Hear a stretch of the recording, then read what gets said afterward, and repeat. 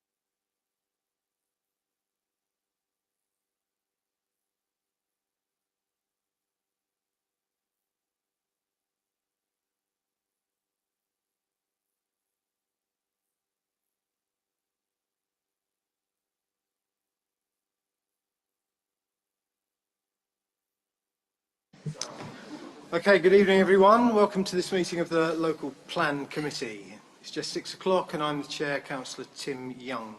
This meeting is being live streamed and will be available to view after the meeting on the Council's YouTube channel. To begin, we have a few matters of housekeeping. Action in the event of an emergency. There are no practice alarms planned for this evening, so if an alarm sounds, please exit out of the main door or the fire exit to my left into West Stockwell Street. The assembly point is in the car park at the rear of the building. The refuge in case of any disturbance is through the door to my left. We will have short breaks at approximately 90 minutes intervals. Please would speakers use microphones at all times and speak directly into the microphone, and would participants please mute the microphones when not speaking. Okay, introductions. I'm going to go around the table and ask each member and officer at the table. I think that's probably a donation to the Mayor's charity, just been from one of the members, so that's 20 quid. From Councillor Luxford-Vaughan to Councillor Scott Boutell for the minutes. Okay, and we'll move on to introductions, starting to my left. Councillor Mick Spindler, representing Shrub End Ward. Councillor Sean Kelly, Wivenhoe. Councillor Paul Smith, representing St Anne's and St John's Ward, substituting for Councillor Moffat. Councillor Sarah Naylor from Lexington Braithwaite Ward, substituting for Andrew Ellis. Councillor Lewis Barber from Lexington Braithwaite Ward. Councillor Martin Parsons, Mersey and Pyfleet Ward. Councillor Rhys Smithson, Tiptree Ward. Councillor Alaki Akinyemi, Greenstead Ward. Councillor Faith Smalls, Old Heath, the Hive and Rowhedge. Sandra Scott, Place Strategy Manager. Karen Syatt, Joint Head of Planning. Lindsay Barker, Deputy Chief Executive. Richard Clifford, Democratic Services Manager. Thank you, welcome to you all, and thank you to the other officers who are sitting behind the officers and members to my right. Thank you for coming and offering your support and assistance this evening as well. Okay, we'll move on to substitutions. We've got, just to confirm, Councillor Smith subbing for Councillor Moffat and Councillor Naylor for Councillor Ellis. Item 3, urgent items. Richard. There are none, Chair. Thank you very much. Item 4, declarations of interest. Would any councillor like to declare an interest of the items that are on the agenda? There are no indications, Chair. Thank you, Richard. Okay, we've got 2 sets of minutes to agree. Item 5, they're the meetings on the 17th of February and 4th of March as a correct record. Can we agree with those? Is that agreed? Yeah. Both sets? Yeah, thank you. So they're both agreed. Welcome, Councillor Kirkley-Taylor. Apologies for my tardiness. No problem. So we've just agreed the minutes, Amy. So we're moving on to item 6. Before I invite any speakers, I just want to address what might have been some information or misinformation that's been out there about why this meeting's being held. Why are we here? That's not an existential or philosophical debate I wish to have, but why are we having this meeting? As you can see in 1.1 of item 7 on our agenda on page 31, this is in line with the Council's constitution. I have requested that the decision that we took in February, on 17th of February, be reconsidered in accordance with Meetings General Procedure Rule 3. It's been agreed by the monitoring officer and other officers, so that's why we're going ahead tonight. I'm going to read out the reasons which have been accepted, as I say, by our monitoring officer and others. We needed to reopen the debate, including an understanding of the extra time needed to undertake the additional work requested and the resulting implications.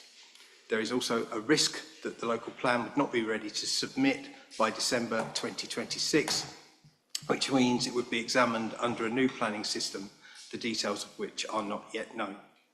In addition, there is a risk that the existing evidence-based documents will become out of date and need to be recommissioned, causing further delay. It is important that the future growth of Colchester is plan-led, and the best way to ensure this is to maintain an up-to-date local plan. We have seen where other authorities have not had a local plan and what that leads to. So it is in line with the Constitution. The reasons have been accepted. Following the February the 17th meeting, where I think even the movers of the amendment would agree that it was hastily drawn up, there was a request to hold a workshop briefing with officers to look at the ramifications of the decision taken on the February the 17th. That workshop was requested by some group spokespersons and others, and was held on the 31st of March. That resulted in a very honest and frank debate. Thank you to those members who were able to attend that workshop. I think we all found it very useful and worthwhile. Following that, I had requests and encouragement and support from members of all four groups on this council to reconsider the decision. So, in line with the Constitution, I did that.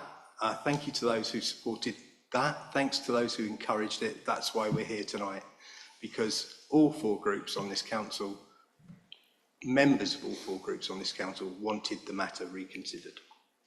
That's why we're here tonight. And can I just say also, this debate isn't about any one site. I know some of you are here to talk about certain areas, but this is about Colchester's local plan for the whole of the city area. So it's not about being insular, it's protecting Colchester and looking at the dangers and risks of not having an up-to-date local plan. That's what we will be debating. I will now move on to have your say. I've had requests from two visiting councillors that they do have to leave early, so I am going to grant their request to hear them first. And the first one is Councillor William Sunnox. If you could approach William and you have up to 5 minutes, William. I'll try not to take 5 minutes, Chair. Look, I understand, I share the desire to local planning. We really shouldn't be revisiting a clear decision by this committee when nothing's changed. Some keep suggesting that the decision on February the 17th was ill thought through and that committee members didn't know what they were doing. Nothing could be further from the truth, in my view. The Conservatives and Lib Dem portfolio holder have been pushing for proper infrastructure planning for over 3 years now. And the full council passed an infrastructure first motion only a few months ago in December. So the decision to delay should have been no surprise, at least to anyone listening to the clear voice of councillors. We question why the work is taking another 10 months, a ponderous sequential process when the three work packages can and should be run in parallel. We find it hard to believe that consultant resource is lacking when the packages need different consultants anyway. So why is the work taking so long, and why are we being rushed into improving a half plan? We're well ahead of our neighbours in Tendring and Braintree, who have an identical deadline. Residents should be consulted on a whole plan, which shows how we will raise money for infrastructure and then spend it. This is what the committee asked for. Some may say there's no point in knowing what the deficit is because we don't have the money to do anything about it anyway. We shouldn't make a fuss because we shouldn't be getting out of our lane. This is dangerous nonsense, which the full council rejected in that formal motion last December. Our residents simply won't tolerate it, especially in the villages. In my ward, we have the prospect of untreated sewage swilling around Langham and total gridlock on the A120. How can we justify that to residents? It isn't that complicated. We just need to think through what we're going to do and how we will fund it. I've suggested 4 strands as follows, and to anyone who will listen, that we have, the first strand is well-researched lobbying for road and hospital funding from government, collaborative planning with utility companies such as Anglian Water, stronger Section 106 collection for site-specific issues following the viability PPG, and introducing a community infrastructure levy like Chelmsford for non-site specific items. Today's meeting is an opportunity to send a clear message. We must stop pushing problems under the carpet and address them head on. Only then can we solve them, and with the right leadership, I'm convinced that they can be solved. I urge you to agree a new timetable. I suggest no more than 3 months for infrastructure for planning, followed by a Reg 18 consultation out to the public before the summer break. Isaiah, William, thank you very much. Karen, do you want to respond, please? I don't think there's a great deal that I can respond to that isn't already covered in the report. What I would say is the timing is based on evidence from the consultant. So taking 3 months, saying a period of 3 months just isn't realistic based on the evidence directly from them. So I don't think that would work in this situation. Thank you, Karen. William, you have another minute if you wish to use it. Yes, I think this business of the 3 months is absolutely critical, and I'm sure each of them will say they'd take that long, but I feel they should be run in parallel so that you're feeding from the viability back into the plan and back into the 3 bits of it, a transport, the infrastructure plan and viability, and each of those bits needs to feed into the others. I feel it's very unproductive to take so long doing one after the other. Just an opinion. Thank you, William. What I would say, officers have worked on those amended recommendations, which I think everybody agrees were hastily drawn up on the night. That's been admitted by the people who drew them up. And they have worked on those recommendations. They've ticked off some of those recommendations already and have worked hard to go ahead with what the committee decided on that night. So, you know, we're here tonight to reconsider that decision, and quite rightly, in my opinion, given the representations that have been made to me and others. Lee Scordis, please.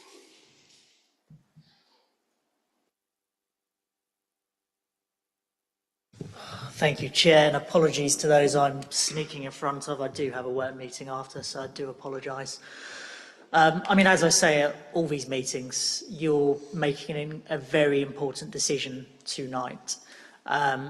It's not the final vote on the local plan. That will be down to full council. Tonight is to put this out to consultation for 6 weeks. Now, the last meeting, I was watching bits of it online, and I was surprised by some of the comments, and I think there are questions about some training needs, and I'm glad that we had a workshop, but I do know that not everyone attended that, and there may be reasons for that, and I hope they are fully informed of the facts today, because it's very easy to be a populist. It's very easy to come into politics, to be a populist and say no to all these things that are unpopular to a small vocal minority. But if you got into politics for the easy reasons, then you came into politics for the wrong reasons. Politics is tough. It's about making tough choices, and that will be done tonight. As the chair said, this isn't about single sites. Obviously, I'm very happy Middlewick's not in here, but still, there's sites in my ward that I think some are appropriate. Some are brownfield site for the future. One's in Rowhedge that some there may not be happy with, but actually it's a brownfield site, and any 106 money will go to improving the village. So really, I'm hoping that people can stand above the parapet of populism and vote for this plan to go to consultation. A lot of people here campaigned and got on their high horse about Middlewick. Now we have a chance to safeguard that, and we saw what happened last time. Now is the chance to actually do this and actually be the adults in the room. As I say, very easy to leave it a mess. You only have to look at councils in Essex that do not have a local plan. Many of them are next door: Tendring, Malden, we have Uttlesford, Castle Point, Basildon. None of them have a local plan, and they're all complaining about speculative development. Some of those councils have no power with their planning committee because they've rejected so many applications that they have had that power taken away by the previous government. And of course, the Conservatives will raise infrastructure as an issue. And yes, it is an issue. And who was in power for 14 years to resolve these issues and cut all the funding to schools, new hospitals that was in place in 2010? So you can talk about infrastructure all you like, you weren't talking about it very much when you had a Conservative MP in Colchester. So let's be clear on that. We need a local plan. Already in my ward, there are applications going in for speculative development. It is happening, it is here now, and is putting us at threat. We need to, this plan is going to decide the way Colchester looks in the future. Now, if you want to look back and go, oh, I made a few people happy, but on this vote, great. But actually, if you want to look in 10 years and go, you know what, we wouldn't have had that development there that's badly designed, has not delivered for the community because I wanted to keep a few people happy, really, that's on you. But we need people to step up and be adults in the room. So I will leave it there, Chair. Thank you, Councillor Scordis. You might have another minute if you want it. Can I ask, please, visiting councillors to listen to any speakers with respect? And I've noticed some gestures and expressions that aren't happy. The Mayor has had to say this in full council. I'm saying it here tonight. Please, members of the public are setting a good example of listening to speakers from all sides with respect. I would ask that visiting members do the same, please. Lee's gone, so he obviously doesn't want his extra minute. I think it was a statement rather than questions. So now we can have the public have your say. The first speaker, please, is Graham Barney, representing Copford with Easthorpe Parish Council. Graham, you have 3 minutes. A bell will sound after 2, and then you must finish speaking when the second bell rings. Thank you. The time will start when you start speaking. In any business where a plan is produced, costings and a clear delivery programme are absolutely essential for success. With a plan of this size impacting over 120,000 Colchester residents, both criteria must surely be in place. Councillors rightly voted to defer approval of this draft plan earlier in the year until there was a fully costed infrastructure plan and a full delivery scheme. This has still not happened, so why should this draft plan be approved now? Whilst there's broad agreement about the need to build houses to support the increase in population, the key issues are not addressed by this draft local plan. Communities must be at the heart of the local plan, not simply numbers of houses built. Linked to this must be costed infrastructure to support these increasing numbers. The draft local plan fails Copford with Easthorpe and many other areas of Colchester. The imposition of 300 homes, and perhaps as many as 900 further on the Markstade-Copford border, does not enhance our community of 3 semi-rural villages. If approved, it will treble the number of homes nearly from 700 to 1,900. Does this enhance the community? No. It does not meet the needs of the neighbourhood plan, which talks clearly of proportionate development of housing. Neither does it meet the housing needs survey, which looks at mixed housing with bungalows. No further infrastructure is provided, no improvements to roads, leading to further traffic congestion. No new secondary or primary schools, other than a vague comment on a 2-hectare site. No additional doctors, no dentists, no hospital places, no local surgeries at the moment. All local surgeries are at capacity. No additional water, no additional sewage. Copford water recycling works is at capacity. Inadequate buffering of wildlife sites, including negative impact on nesting nightingales in Pitts Wood. Heritage assets are not adequately protected. The proposed 300 homes shows 3 areas of land proposed for homes which are not owned by the developer. 2 of these are owned by the parish council. 1 is registered to the Charity Commission. Access to this site would significantly and dangerously impact on School Road. The Markstade-Copford border will have a further significant detrimental impact on the rural nature of our community. As I said earlier, in any business where a plan is produced, costings and a clear delivery programme must be there.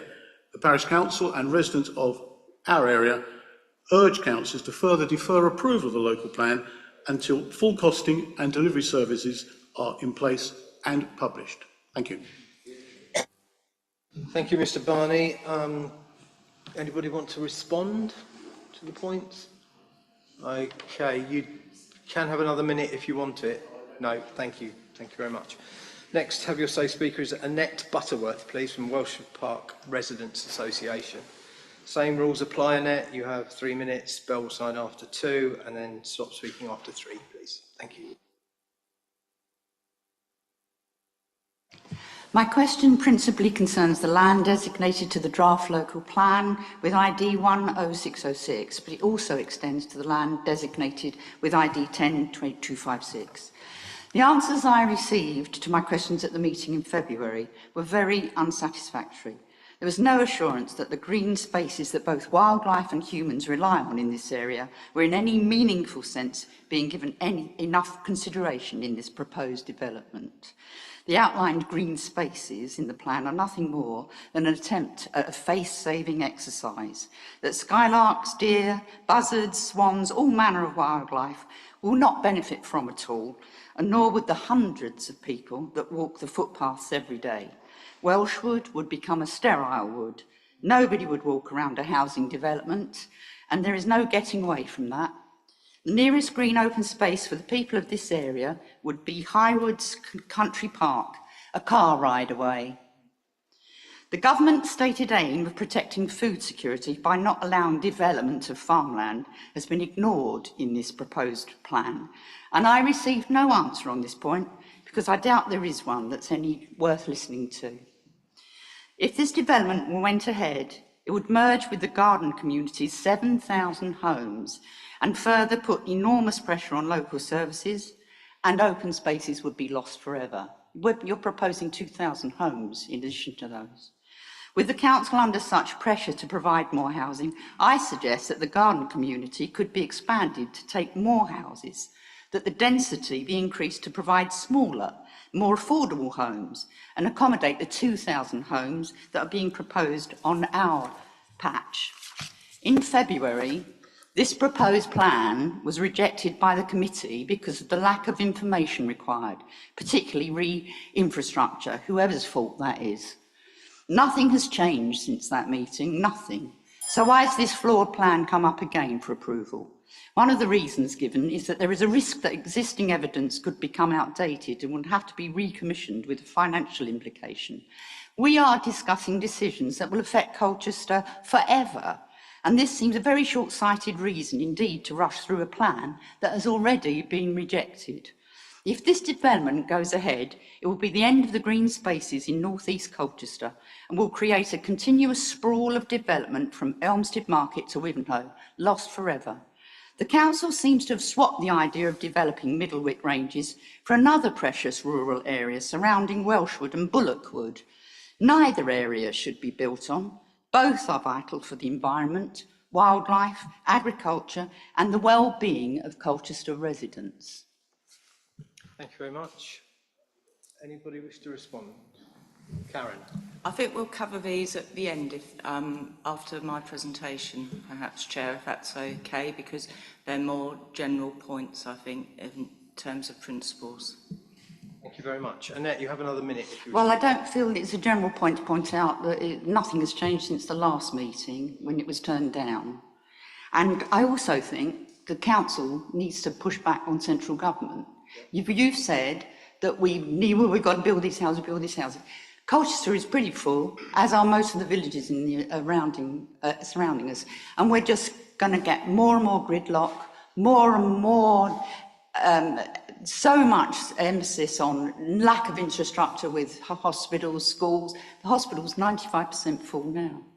I don't think it's possible, and I think that it's up to our council, who you represent us, to tell the government this is like trying to put a gallon into a pint pot. Colchester is very full. Thank you very much.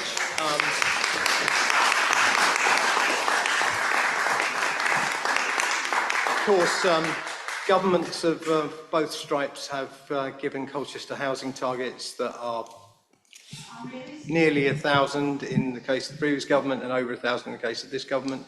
And we have pushed back, and it could be a lot larger than that. Of course, all we're doing tonight is recommending that the plan goes out for consultation. All these legitimate points could be made during that consultation period if the committee decides.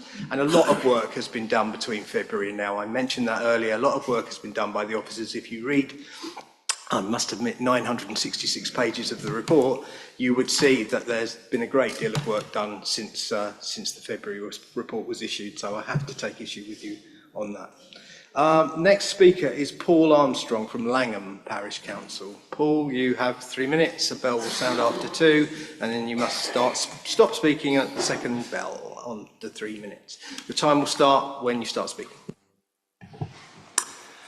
Good evening, Chairman. Paul Armstrong, Langham Parish Council. We appreciate the need to progress the local plan as quickly as possible, but it mustn't be at the expense of preparing a sound document. Bringing the Reg 18 consultation forward, very closely followed by a Reg 19 submission, unlinked to an evidence base and with an acknowledged infrastructure black hole, inevitably creates soundness tensions that we were hoping to avoid. We were encouraged by the committee's February and March decisions to put Reg 18 back to November, with Reg 19 submission in July 26. We feel that that is the timetable to stick to. We recently met with some of your officers who explained that with only a small team, the period to November is needed to undertake the required infrastructure assessment and also alternative development scenario testing. This is to inform a revised local plan, and officers did explain that they're not wedded to the current Regulation 18 version. So we're unclear why corners are now being cut with an unrealistic LDS that won't help anyone or the process. For Langham, this will force us into having to use our limited resources to counter the 900 home strategic allocation overwhelming our small village. As this breaks virtually every planning rule in the book and threatens to swamp our local community by quadrupling its size, we will be obliged to counter it. We'd far rather spend the time working collaboratively to identify a more suitable and sustainable solution, taking account of good planning practice and local housing needs. I'm sure you'll be told that not all I's and T's need to be dotted and crossed at this stage, but frankly, Chairman, what is the point of putting an unsound, controversial and detailed version of the plan out there now, especially when you've already tested the water with your community to some extent already? The committee report suggests that the evidence-based work won't be complete until October, well after the Reg 18 consultation. The LDS suggests that the Reg 19 submission will be out for consultation by December, just 2 months later. Not allowing for any inevitable slippages, this simply doesn't allow sufficient time to consider and prepare a sound Regulation 19 plan, informed by much-needed alternative development scenario testing. This really feels like a fait accompli, which for a 15-year plan of this importance would be unfortunate. Your officers should really not be pressurised into working in this way and trying to justify such a difficult position when it's not needed. We would ask the committee to revert to the March 25 version of the LDS, allowing the local plan to be worked up in a logical and sound way, rather than short-circuiting the process with an unsound quick fix. Thank you, Chairman. Thank you very much. Same response, you'll deal with them later. You do have another minute, Mr. Armstrong, if you want to use it. Thank you. I'll just say a few more words then. At the 16th of December meeting of this committee, Karen Syrett promised that the water cycle study would be published before the draft local plan went out to consultation. That obviously didn't happen. Looking at tonight's paperwork, there's not even any mention of a water cycle study anymore. Has it not been commissioned? Has it been withheld? What's going on with the water cycle study? Thank you very much. Do you want to answer that, Sandra, now, please? That'd be helpful. Yeah. Yes, the water cycle study has been commissioned. Had we progressed with consultation in March, as per the recommendation to the 17th of February, then the water cycle study would have been issued in the form that it had reached at that point. We were advised by the consultants that that the report is awaiting final review from Anglian Water Services. And with the delay that was, it was agreed that rather than publish a report that had caveats in around comments coming to be finalised from Anglian Water, that we would rather wait and have the final report with that information, without those caveats. We have advised the consultants and Anglian Water of the potential for the consultation to start earlier than the programme was agreed in March, and prioritise it so that we can issue a complete final report to support the consultation should the committee decide this evening to proceed in accordance with the recommendation. Thank you very much. Thank you, Mr. Armstrong. Next speaker is David Cooper, please. Mr. Cooper, same rules apply. 3 minutes. Bell after 2. Stop speaking after 3. Time will start when you start speaking. Thank you, Mr. Chairman. The Joint Head of Planning responded at your last meeting about Mersey's low increase in population of 37 for an increase in housing of some 100 dwellings between 2011 and 2021 on the census data to more older people on Mersey living on their own. However, the ONS data shows the Colchester district, including Mersey, has 28.9% single-person households and West Mersey just 31.4%, a very small difference.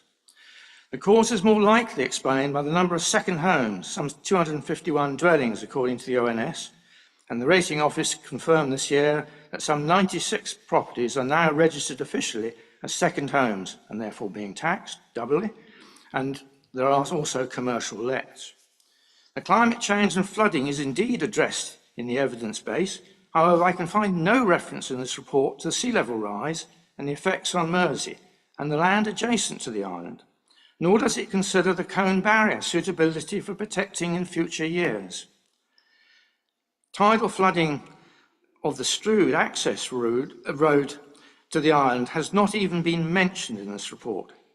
The increasing rate of sea level rise does leave the island increasingly vulnerable to more isolated for longer periods with considerable traffic hold-ups and access problems for both residents, emergency services and holidaymakers.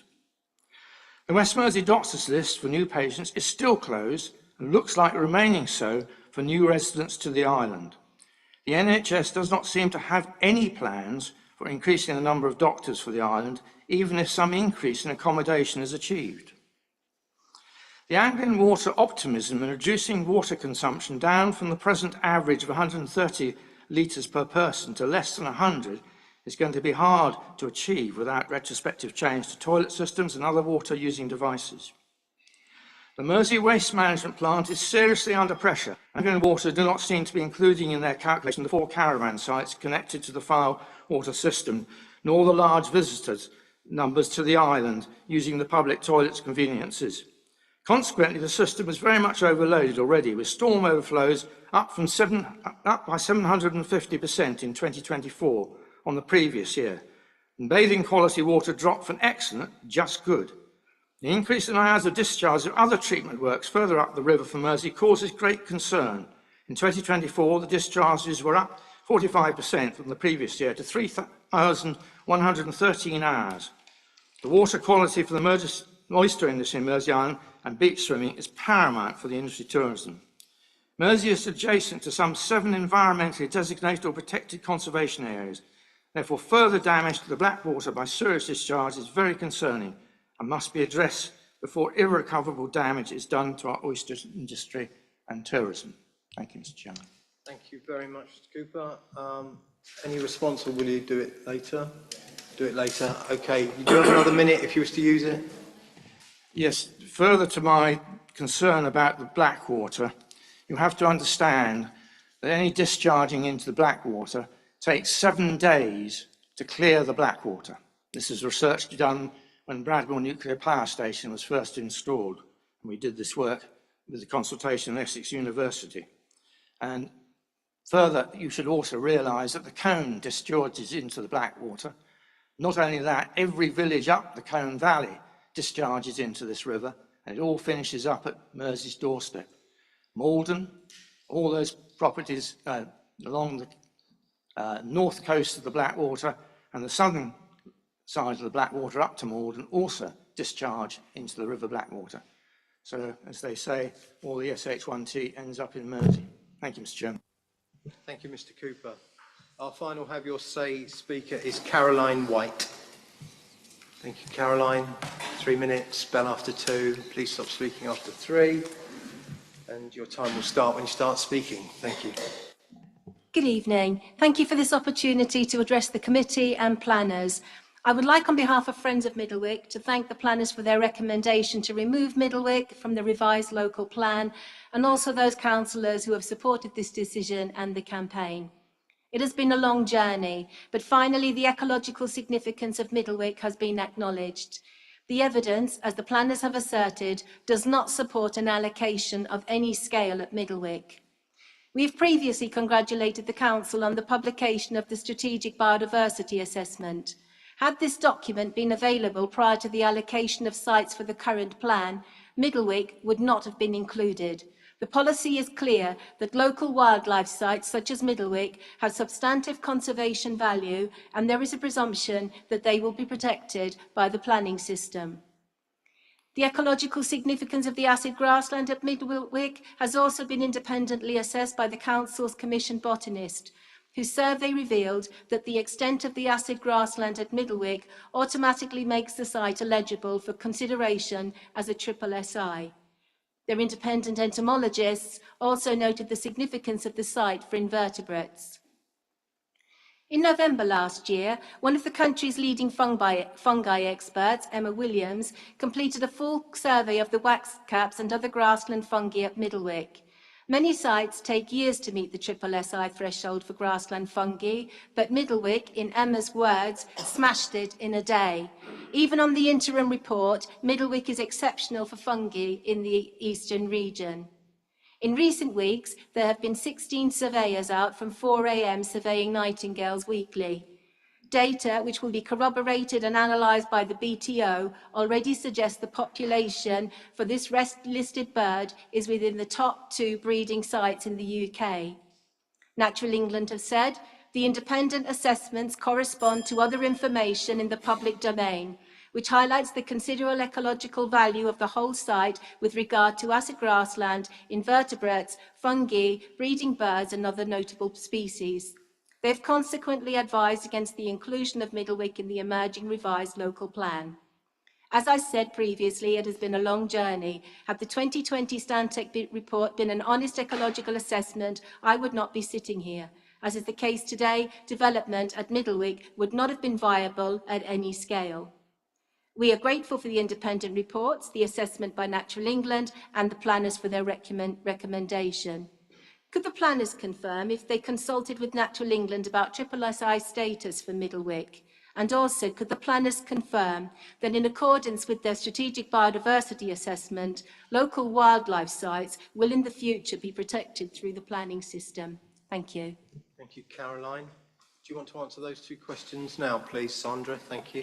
Yes, certainly. Yes, I can confirm that a dialogue has taken place with Natural England, and also the portfolio holder wrote to Natural England last month to ask the question about what their position was on the SSSI status.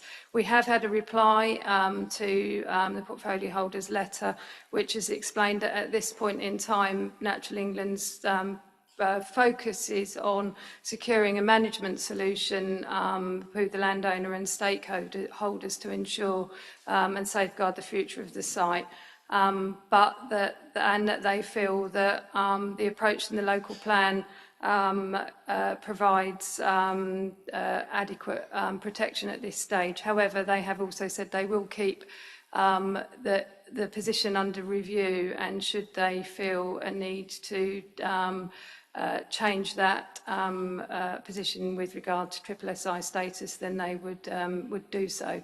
And then just in terms of protection and policy in the local plan does provide a criteria based policy which seeks to manage and protect the biodiversity value of sites that are designated, including local wildlife site, and to be treated appropriately through the planning system.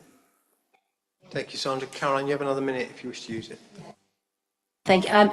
Sorry, I think I was going to say that's fine. It would be just nice. So the Giles Groom was adamant in his thing that the acid grassland automatically qualified for SSSI designation, and it would be good to just have reassurance that you are in constant contact still with Natural England, and actually asking them again to designate the site, because as Karen pointed out in one of the responses to have your say, that Middlewick is protected under the current legislation, but within changes to legislation then we might be back here fighting the same battle again, and actually it would be nice to have that protection after such a long battle. Many people have put many hours, dedicated many hours, many years of their life to actually getting to this point. So it really would be nice to have reassurance that the council will continue to apply pressure to have that protection, that permanent protection that management cannot bring. Thank you. Thank you, Caroline. I think I can give you that reassurance that we are in constant contact with Natural England, and our planning officers will continue that. We have one more visiting councillor to hear from before we can open the debate to the committee, and that's Councillor Paul Dundas. I think I saw him arrive. Councillor Dundas, you have 5 minutes. Thank you. Good evening, Chair, committee members and officers and members of the public. Just to correct one thing said earlier, Tendring does have a local plan. It has the same plan we do because we developed it jointly. Now, the debate around this, I think, depends very much on which direction you want to come at it. You know, do we get a big map out, get out our colouring pens and start furiously colouring in parts, mainly in pink, for houses, and say, once we've decided that all of them, let's come up with some sites which work, let's see which bits of infrastructure we need, and let's see how we can get them. Or do we do it the opposite way round? Look at the infrastructure constraints, the transport, the medical, the water, the electricity, the parks, the schools, and look at what is needed, and look at what we could realistically achieve in terms of improvements, and then, and only then, work out where the most viable areas were to put the houses. And I think this is the crux of the debate. The committee members who voted on February the 17th to proceed want to allocate all the housing and then try and make it work, whilst the others, who are in the majority, want to gather all the evidence and then work out which sites are viable. There's still so much missing. We have no answer on the critical A12. We expected that in April, but we have silence. We have no clear date on the A1331. I'm still mystified how the transport people think a load of housing in rural areas, where even in the larger settlements such as Tiptree, the buses stop at 7 p.m, will see a 50% shift from car use to other methods. We still have no explanation why in a place like Langham, 900 houses have been allocated, but the transport assessment was done on 450. And I expect Councillor Parsons will ask about water provision, and someone will sigh a bit. Well, I'll tell you why he will ask and why he should. No one has given him any answers yet, so please do ask again. We'll also talk about appeals. We're all concerned about this, but let's remember, if you put in sites which we can't prove are deliverable, a planning inspector will discount them. This has happened before, and in fact not that long ago, an inspector discounted the entire garden community, as at the time it didn't have enough evidence to show it could be delivered. And let's also remember what happened last time we went headlong into a plan. It got thrown out at inspection as unsound. Now, I know that was unusually complicated with the garden communities, but we were told it would all be fine then. It wasn't. Submitting a plan which fails would delay the plan far, far longer than anything proposed in February. In the long run, it is much better to take the appropriate time and get it right in the first place. And I also want to mention Middlewick. Everybody wants it out. No one is arguing otherwise. However, let's be clear, no decision taken this evening will remove it. Anyone suggesting otherwise is being disingenuous. The only thing which will remove it is the final adoption of an inspected sound viable plan by the council.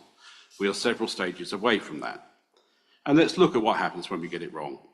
The last plan was put out to consultation, the stage we're considering tonight, on July the 5th, 2016. And when was it adopted as a final plan? July the 4th, 2022. It took 1 day under 6 years to get it in place because we didn't get it right at the beginning. And that's the key point with regard to Middlewick. Get it wrong at this stage, and far from a new plan minus Middlewick being in place quickly, it could result in years of delay, and on the previous timescale, another 6 years before it's taken out. Committee members, I understand the issues, and I don't envy you your decisions tonight.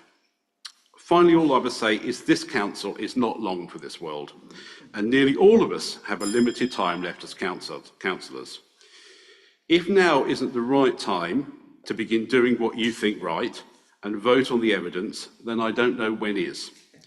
Getting a new plan in place is the last big decision this council will take. It is your legacy. Please get it right, and I wish you best of luck. Thank you, Councillor Dundas. I do want, Karen, would you address Councillor Dundas's point, because I've seen this come up from a number of different sources, the point about Middlewick. Could you please, because he said it was disingenuous, I don't believe that's the case. Could you put us straight on where, if this decision goes through tonight, where that leaves Middlewick, please? Yes. Middlewick is currently in the adopted local plan as a housing allocation. It's based on evidence that was available at the time. More updated evidence has since become available, and that will be used should any planning application come forward in relation to the site. There's also an extremely robust and detailed policy requirement that any proposal would have to meet. However, that might not stop an application being submitted under the current plan. This council cannot remove Middlewick from the current plan. It's only when the plan itself is replaced without Middlewick as a new allocation that it fails to be an allocated site. Is that the clarity that was required? I think so, yes. I don't think anybody's been disingenuous. Councillor Dundas, you have another minute if you wish to use it. Thank you to Karen, who I think just agreed with me. Can I add to that, of course, it's subject to inspection. So whilst any promoter can challenge a site going in, they can challenge a site going out. So when it goes to inspection, there may be very expensive lawyers come along for a promoter and argue why you shouldn't take Middlewick out. So it is not out until it's out. Yeah, I don't think you've got that quite right, but thank you for your contribution tonight. Okay, that's all the speakers from the public and the visiting councillors. So I'm going to move on now to item 7, which is the meat of the agenda tonight, and I am going to ask Karen to introduce the report, please.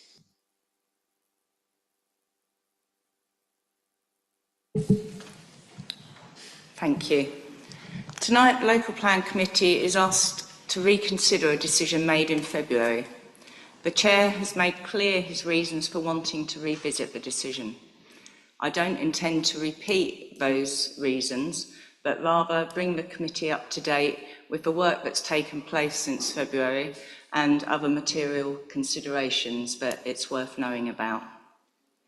I also don't intend to go back over the content of the plan. That hasn't changed in any way. I think everyone recognises the value of having an up-to-date local plan, and this consultation, which is being recommended, is an opportunity for local people to help shape the place they live. As well as allocating sites for housing and employment and open space, the plan also helps preserve those assets that everyone values, such as the countryside, the coast, and the historic environment. The agenda pack identifies all the sites that we're proposing to allocate for housing, employment, and open space, and the policies that would be used in decision making. As I said, I'm not proposing to go through the plan itself in any detail tonight. Local plans are underpinned by a huge amount of evidence, and a lot of this has been published over the last few months and will continue to be published. The nature of some of the evidence is that it's prepared iteratively in response to the emerging draft plan content, and that content can change as a result of consultation. That's why some of the evidence, including that associated with infrastructure and viability, have not yet been finalised. They'll continue to evolve to inform the final version of the plan, and that will inform the examination of the plan by a planning inspector. However, at the committee in February, it was decided that further work should be undertaken and more of the evidence should be produced before the consultation takes place. Officers started to implement that decision straight away and made contact with the various consultants following the following day, in fact. Much of that work is underway, but as Councillor Sunnox mentioned earlier, some is dependent on other evidence, so it's not a case of doing it all at the same time and producing that within 3 months. It's that the transport evidence will inform infrastructure, will inform viability, and those timetables are set out in the agenda tonight. So along with that timing and a better understanding of what needed to take place, it became apparent that there was going to be a longer period of time between now and adoption of the local plan. The existing local plan, or Section 1, which sets out strategic policies, will have been adopted 5 years in February 2026. At this stage, some people might argue that the plan is out of date, not least because the housing targets within it are lower, quite considerably lower than the new standard methodology, which introduces a mandatory housing target.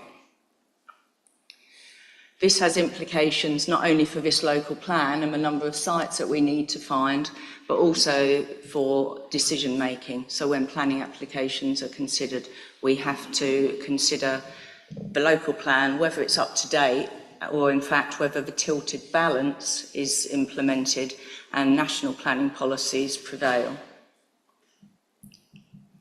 Accordingly, the report tonight sets out an alternative timescale which would allow the plan to advance through to adoption sooner than the February timetable. Consultation, if agreed, would commence later this month as opposed to the end of the year or even the beginning of next year.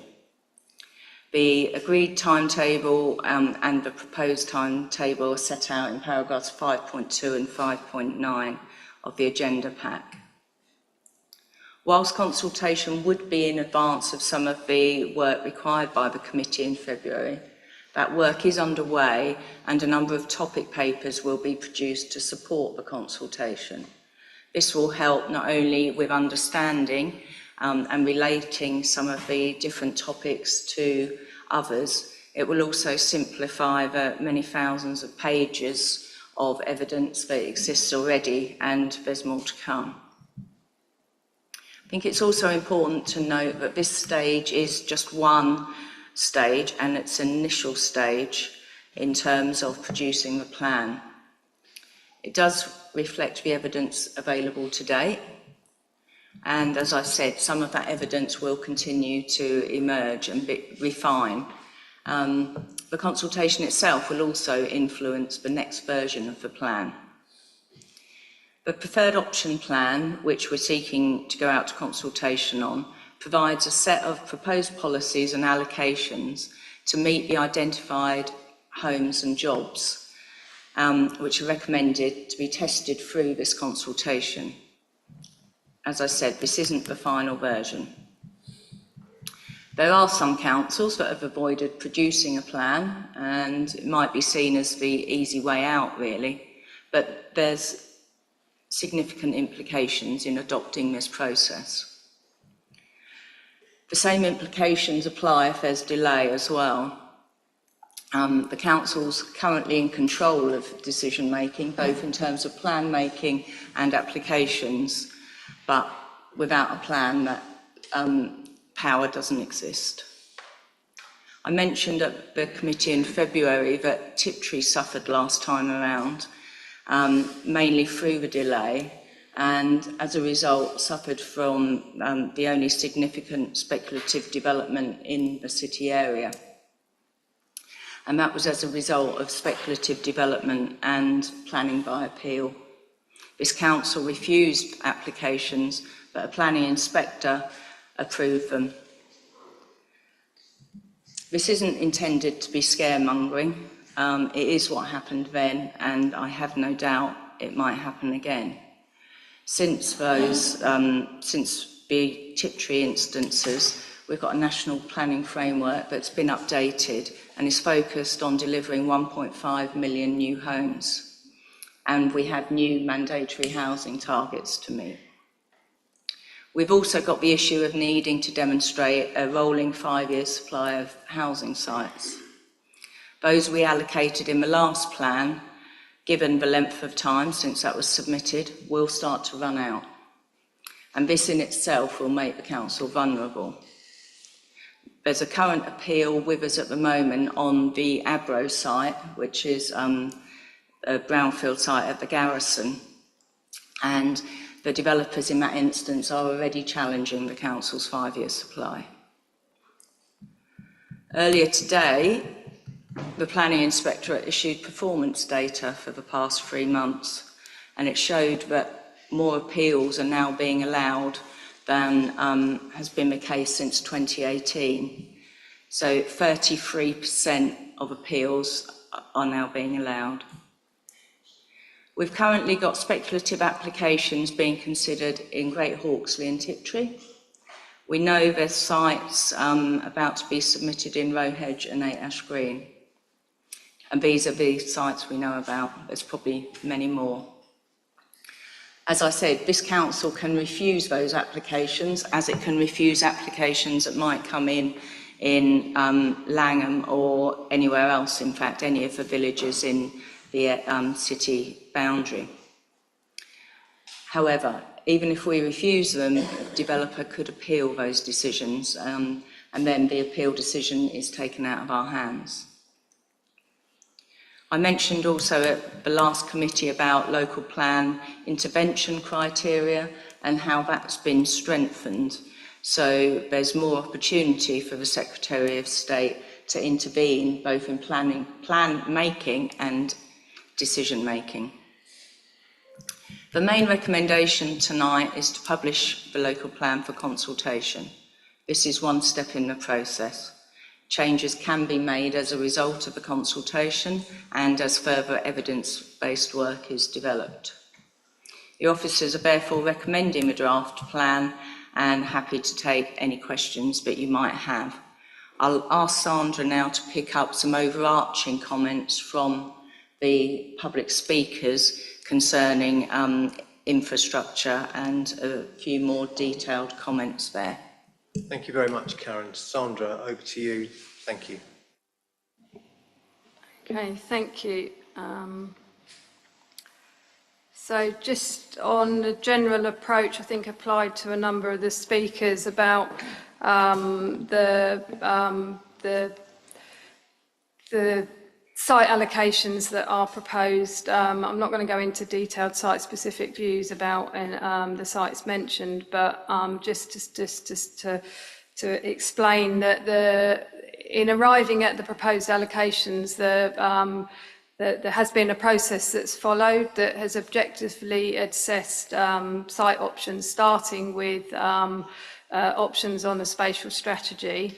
Evidence that's available that's proportionate to the stage of the plan making that we are at currently, including things like strategic land availability assessment, environmental evidence, the initial infrastructure findings, and the sustainability appraisal. Objective comparative assessments have led us to the proposed allocations in the draft plan. As has been explained and Karen mentioned, this brings us to a stage in the process, a step along the way, where the next step is to consult on this as a draft plan, to continue with further evidence and to consider any revisions that may be appropriate to prepare the submission draft plan that will come back later at that time when it would be required to be satisfied that it's sound. I just make a point on soundness that was mentioned a few times, that at this draft stage there is no requirement for this council to say we believe the plan to be sound. In order to get to that point, we need to put something out to consult and to have the draft proposals to obtain further evidence that help us get to a point where we can move forward with a plan that is sound. So I think, getting back to the point about the need for the evidence to be proportionate for the stage we're at in plan making, and with all the evidence that Karen referred to that is already out there, we feel that we've met that requirement, and it's got us to a point where we can consult.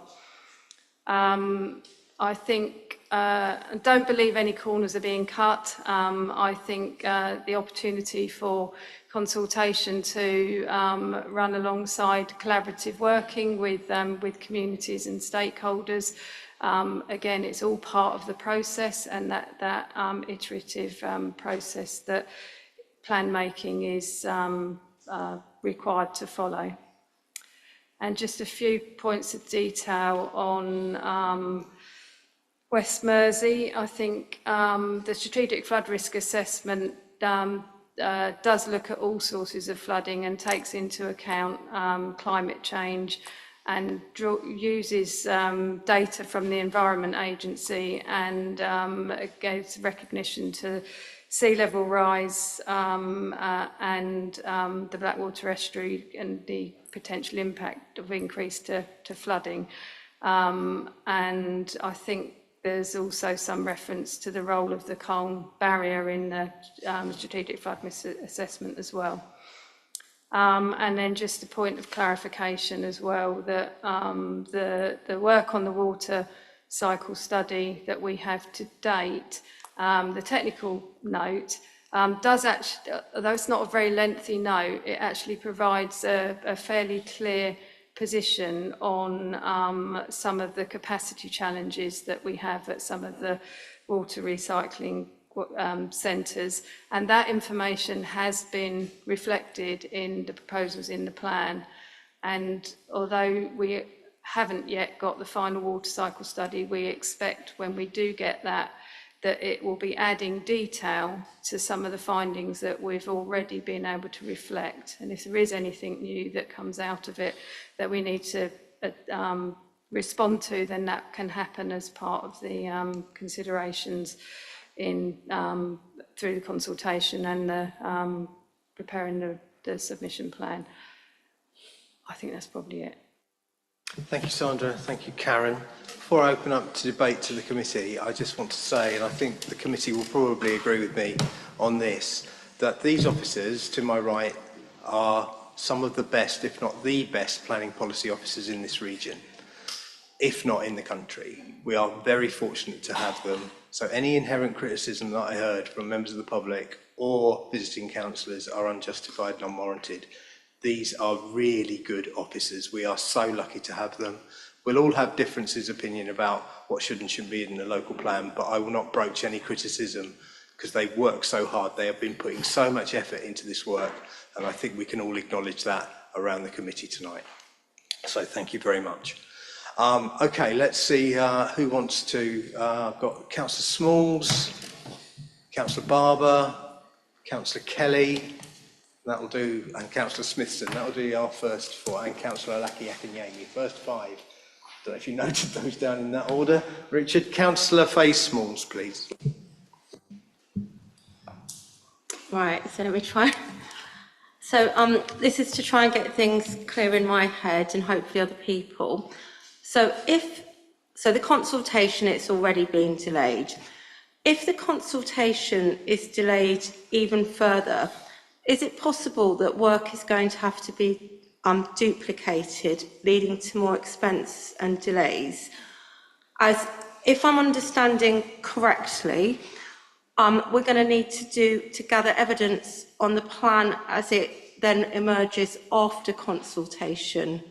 So at the moment, obviously we've all, well, I say we, yourselves, the officers have already produced a lot of evidence, but some of the evidence we're going to need has to be after the consultation. So I'm just trying to see if I'm understanding correctly that we could then end up doing things twice with the expense and delays that might incur. Thank you, Councillor Smalls. Karen, could you answer Councillor Smalls' questions, please? Yes, that is correct. Evidence does become out of date, and that's partly why the local plan referred to by Councillor Dundas took a long time. The longer that examination went on, the more evidence was needed to replace existing evidence. So, yeah. Okay, thank you. Councillor Barber, please. Thank you, Chairman.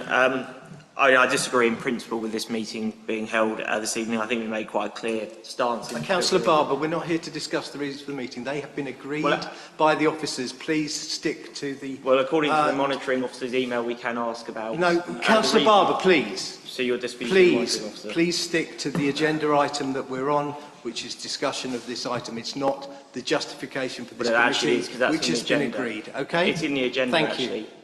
It's in the agenda. The reasonableness of the decision is referred to, therefore, within the scope of the discussion this evening. You alone have the authority to decide what's reasonable, and I've checked that with the monitoring officer. It's not what the officers believe is reasonable. It's in your discretion. I think it's a fair question to understand what you've seen in the interim period to justify calling another meeting. However, I do have some further points from officers, but just for clarity, it is within the scope of the discussion this evening, irrespective of what you may think. I'm chairing this meeting, and you've said what you've said. Please now address the points that we're well, all I would say is you would need to have good reasons in case there is ever a judicial review of the decisions made by this council. You have to have a basis for what you're doing, and it can't be unreasonable. In terms of the content of the vote this evening, I think first of all, just clarity, because again, I don't think it has been explicitly said. Just a yes or no answer.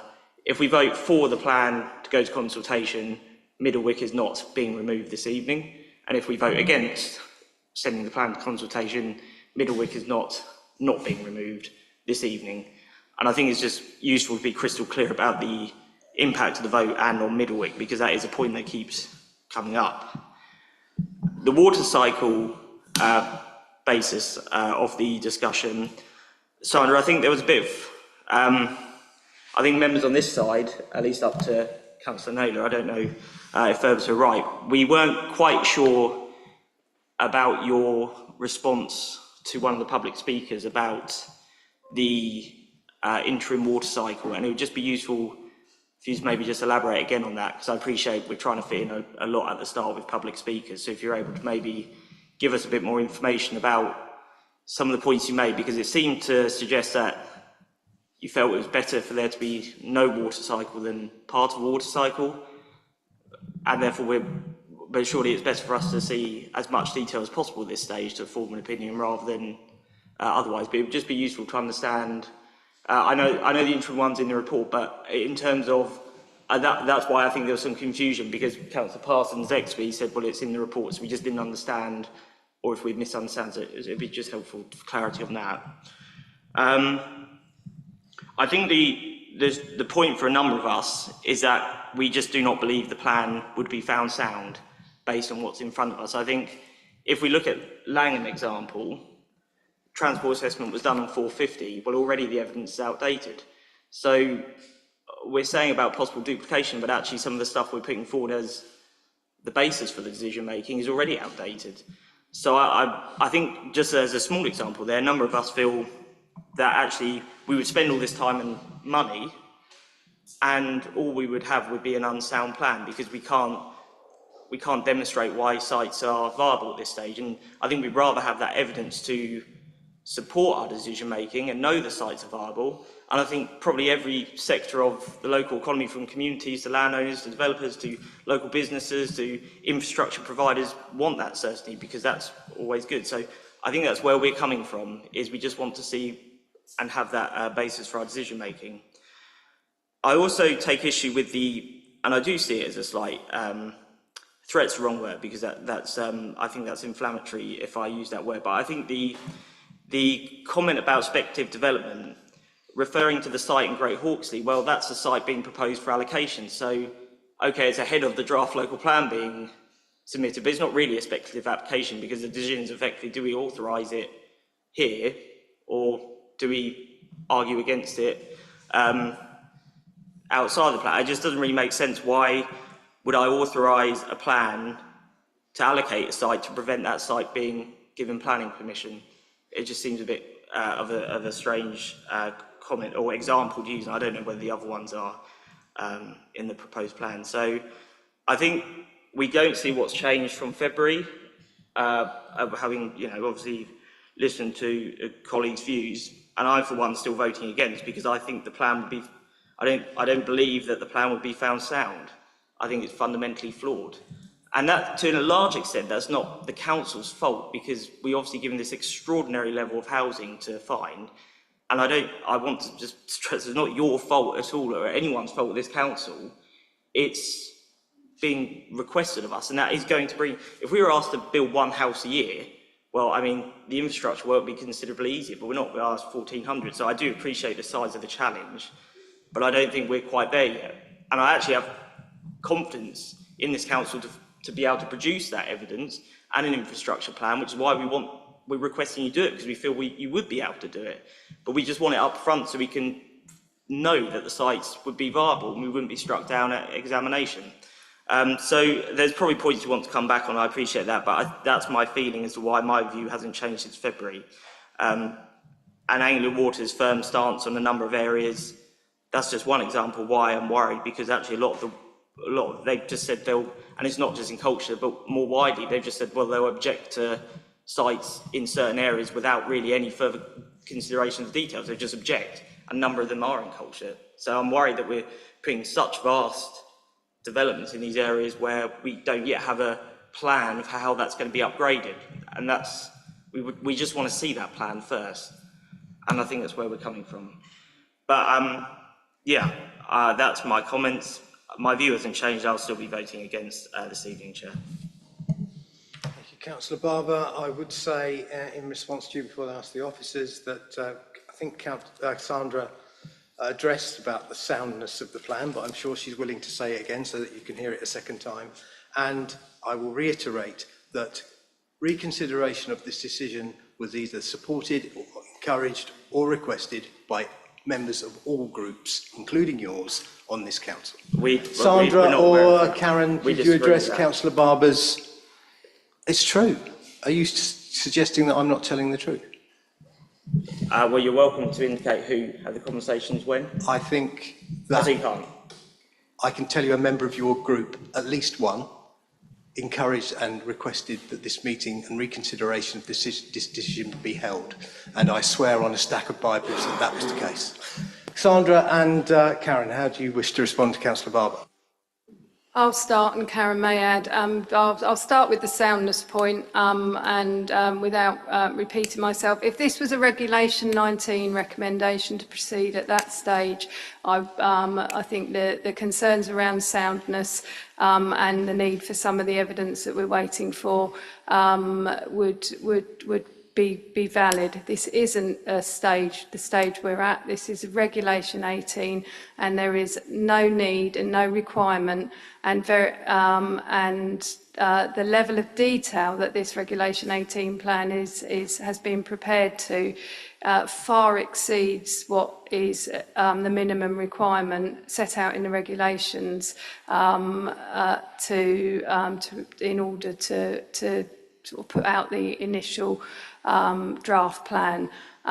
So because we're not at that stage, I think the challenges around soundness don't apply, because we need to consult on a draft plan in order to get all of the right evidence and all of the right input in order to prepare a plan with everything in place so that we can get to a position where we can be satisfied that we believe it's sound to go forward to examination.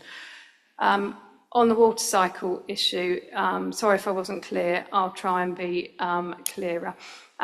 There is an interim note, technical note, that has been published for some time on the water cycle study that has been based on a considerable amount of work looking at the approach to Colchester and the proposed allocations and the options, including the allocations that are proposed in the plan.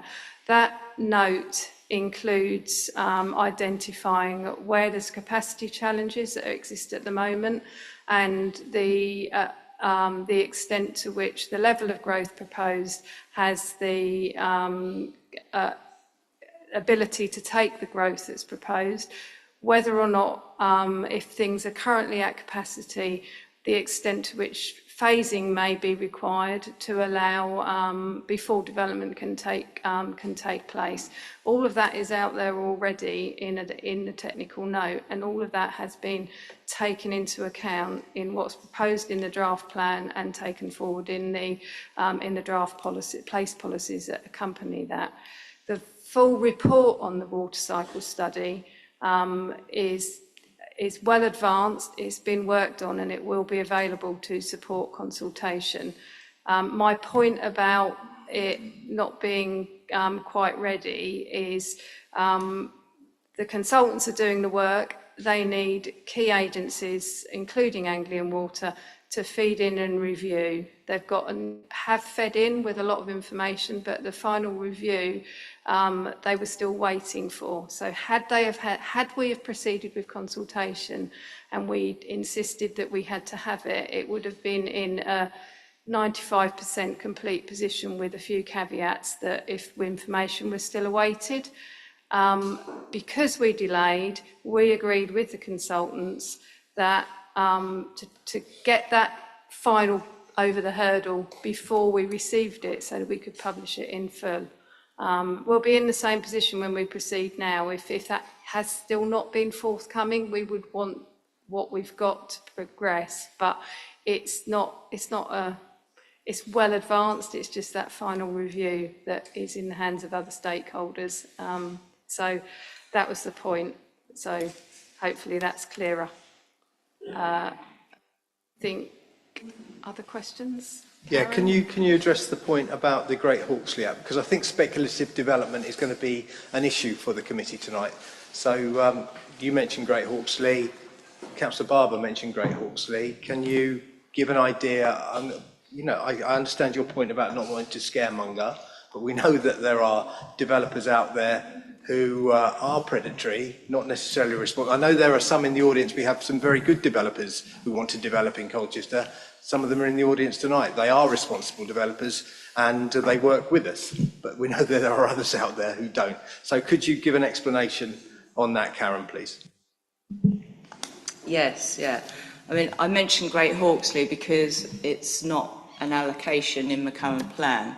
So effectively, it is a speculative proposal at this point in time. It's allocated in the draft plan that's being considered tonight, but it's allocated for a substantially bigger parcel of land than the application is for.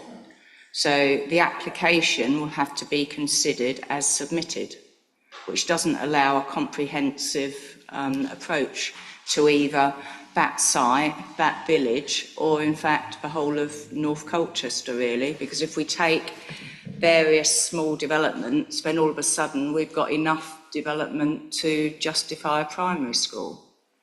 If we take one application in isolation, the Highway Authority may not object to it.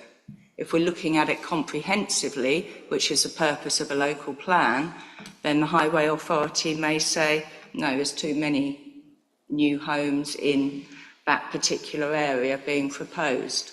So the idea of the local plan is that it provides a framework, a comprehensive framework for development across the city area, and it doesn't allow development to come forward in a piecemeal fashion. So I think that's why it's still important that Great Hawksley is considered as speculative development. And related to that, I guess, is the issue that was raised about Middlewick. No, Middlewick won't be removed from the plan tonight, whichever decision is taken. However, the difference is that prematurity, whilst it's rarely used as a reason for refusal, can be used depending on how far the emerging plan is along the process. The further along the various steps that a plan has to go through, the more weight that can be afforded to the emerging plan in decision making. So we and any inspector would have to give more weight to a plan that has progressed further along the timetable. So if it reaches submission stage at an earlier timescale, then it will be afforded more weight in decision making.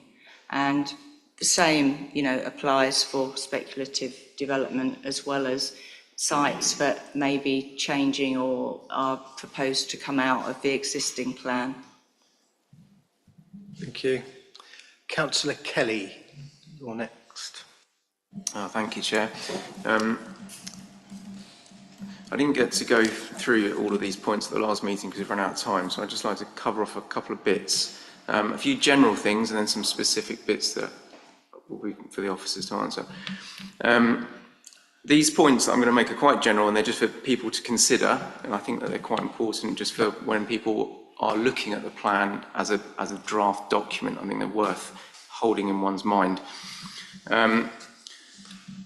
The birth rate in the UK at the moment, so the total fertility rate is 1.49 births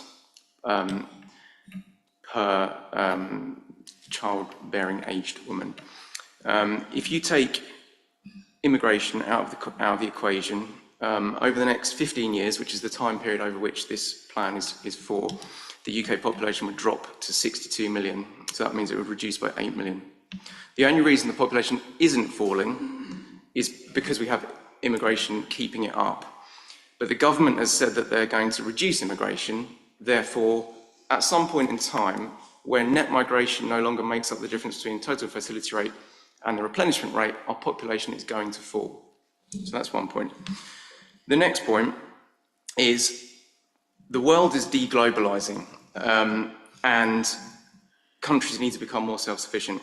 The UK currently imports between 40 and 50% of its food, and this clearly puts us in a precarious position should something happen to supply chains. And as a country, we should be prioritising food production and protecting agriculture. So while we clearly need to build some houses, to me, I think it requires, we should be thinking quite carefully about building houses that we don't necessarily need, and I use necessarily in the true logical sense of the word, on farmland we do need, because I think that that is a strange decision and one of national security in terms of our food security. So those are some general points. Specific points relating to the plan itself. This is a massive, massive piece of work. This is a huge amount of information here, and it's quite difficult to digest. And we're sitting here as representatives of the people of Colchester who are then going to be presented this to review, to consult on. And as it stands, I think it's quite difficult to digest this information and to be able to make any, form any true opinions about it in its current state. And one of the things I asked for, which the officers produced and is good, is a map that shows housing allocation and employment allocation at the same time. But I think that we could go further and include on that numbers and use classes and proposed infrastructure that goes with it so that you can get a fuller picture of what is being proposed in this plan. Additionally, there was also a synopsis of the employment study which the officers produced, which is really helpful, and that reduced the amount of content from 100 pages down to about 20, and that is much more easily digestible. So, in reverse order of feasibility, here is just some, I'm throwing these out there. A big part of what makes this process divisive, in my opinion, is the fact that we're arguing about where to put houses. And I think that there's a bit of a sleight of hand going on here, in that I wonder whether we could be arguing about how many houses and whether or not the council can push back and challenge the housing numbers. I know that it's mandatory numbers and everything, you know, it's mandatory, but I still believe that where there's a will, there's a way, and if we could challenge it, we could challenge it. Secondly, I don't think there should be any productive farmland in this at all on the grounds of national security. And finally, and probably the only one that's even vaguely feasible, is if we could have more of these summaries produced that are easier to digest, so that when this goes out to consultation, it's more easily accessible. Because right now, you present 1,000 pages to somebody, they're not really going to be able to do much with that. If you present someone with 100 pages, I think that's much more realistic. So I would like to see a more condensed version of the plan, in addition to the full plan, that means it can be more widely accessed and more people can engage with it. Because from what I've seen from previous engagements, the rate of engagement is quite low. And if we could get more people to engage with it, I think that would be generally a better way of moving forward. Thank you. Thank you, Councillor Kelly. Some good points there to be addressed. Karen? I'm going to hand over to Sandra, other than to say that there's obviously, I appreciate what you said about the complex information and the topic papers. You've seen one, there's more emerging, and that is what they are intended to do, to simplify some of that really complex evidence. Unfortunately, we do have to prepare it to submit as part of the, more formal process at the examination stage, but where possible, we will try and simplify everything for, everyone, especially members of the public, but getting involved in planning for the first time. Thank you. Sandra? Okay, yeah, just a little bit comment on the agricultural land. Colchester is an area that is rich in high quality, good agricultural land. The strategy that we for the growth that has been followed is to look to the brownfield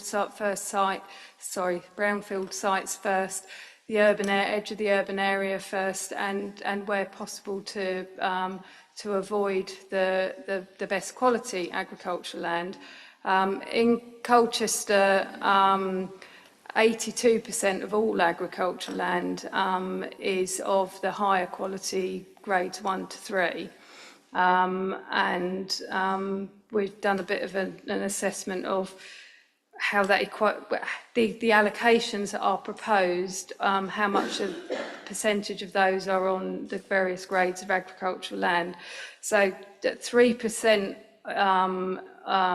is on a total of the area of grade 2, and 1% on grade 3. But avoiding all agricultural land to meet the targets that we need to meet is simply not an option. But when you look at it in the overall proportion of what we have and the quality that we have, it's actually a really small proportion. And there are some areas of much lower grade agricultural land, but then they tend to be areas that have other constraints that might be in the SSSI areas or the international designated areas around the coast. So, it's a balance of all of the constraints that have factored into the strategy that has led us to what's being proposed. And then the point about numbers, I think the way in which the standard methodology is applied and the data that's put into that and the population figures and so on is sort of mandated at this point in time.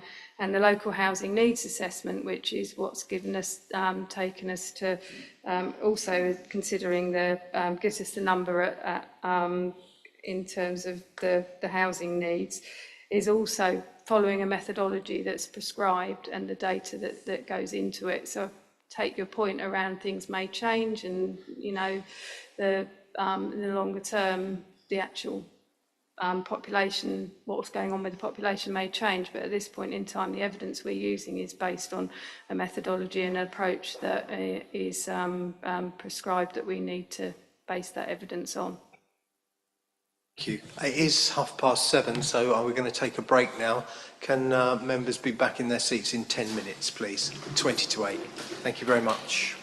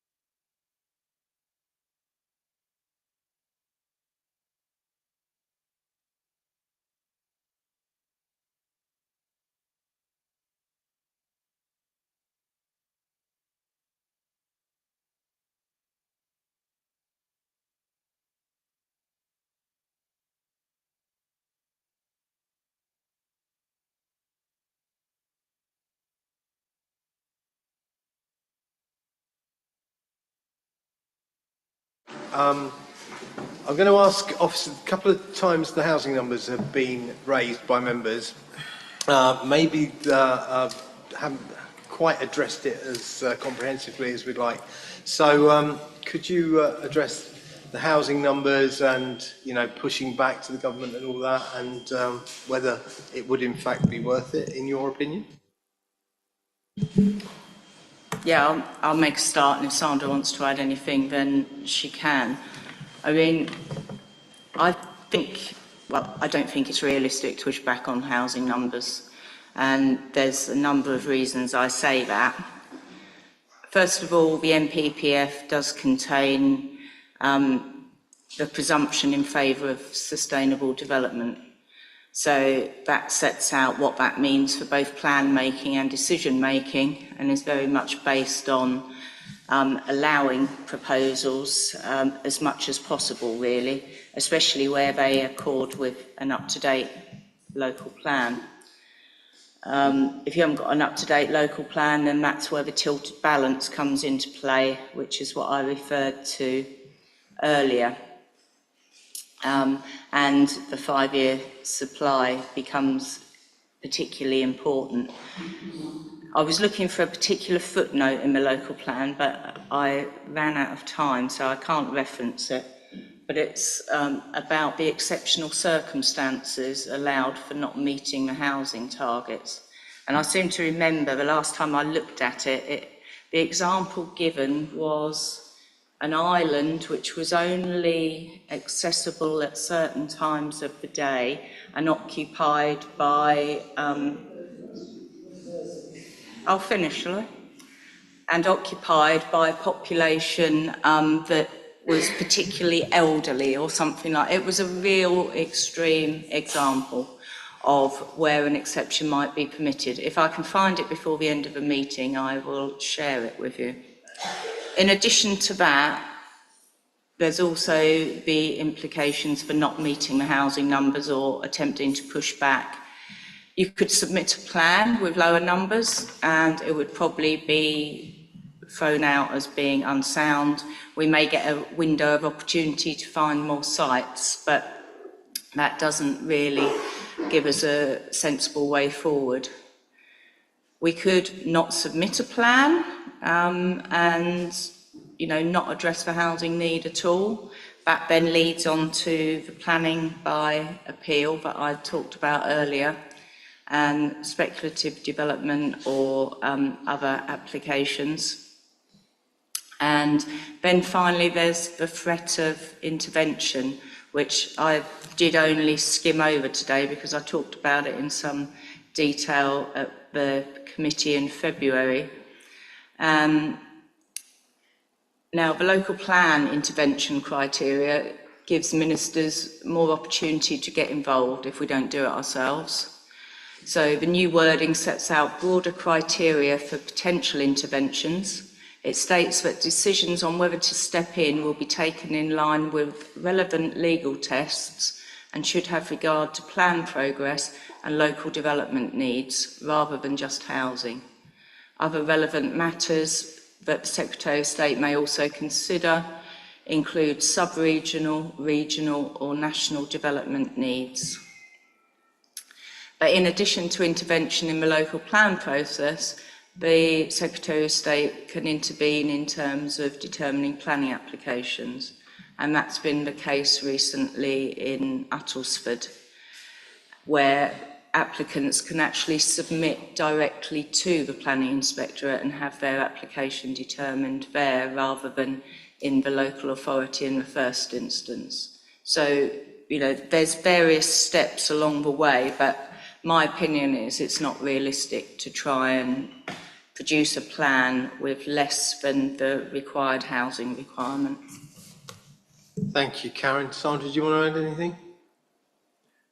No, I'm also trying to look for the reference, but I can't find it. Thank you. Thank you very much. That's very helpful. And to add on housing need, I know Councillor Smith is here as a substitute member of the local plan committee tonight, but he is also the portfolio holder for housing, and I'm sure he'll have the figures. I think it's something over 400 now people in temporary accommodation in Colchester. So we do have housing, 443?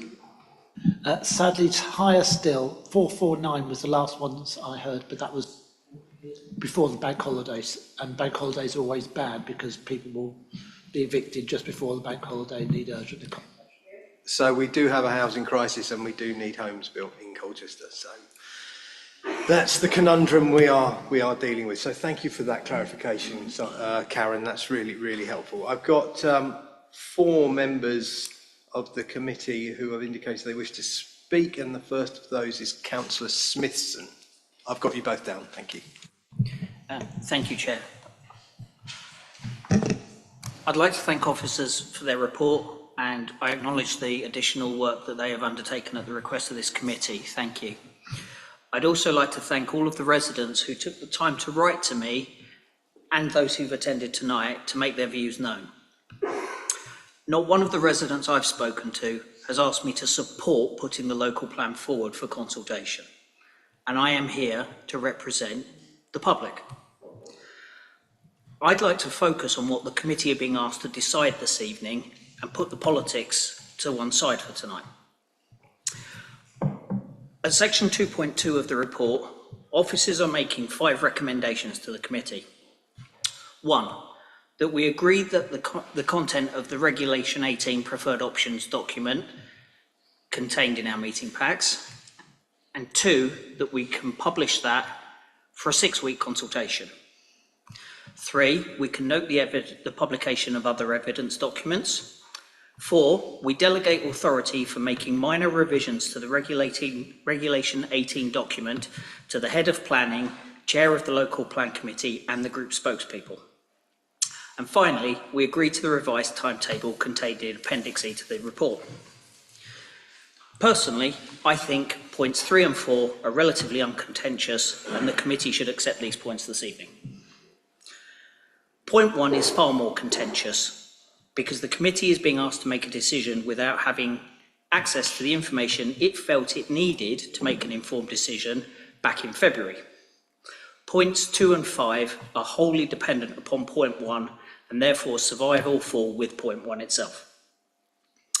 At the last committee meeting, the majority of committee members voted in favour of the council gathering more information and requested that additional work be completed to facilitate that. Now, having started that work, officers are concerned that the overall timetable for the local plan publication will slip and there are additional risks arising from that.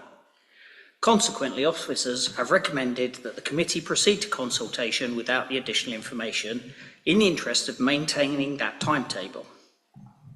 This is the right thing for officers to do. It's their jobs to tell us what the risks are of courses of action.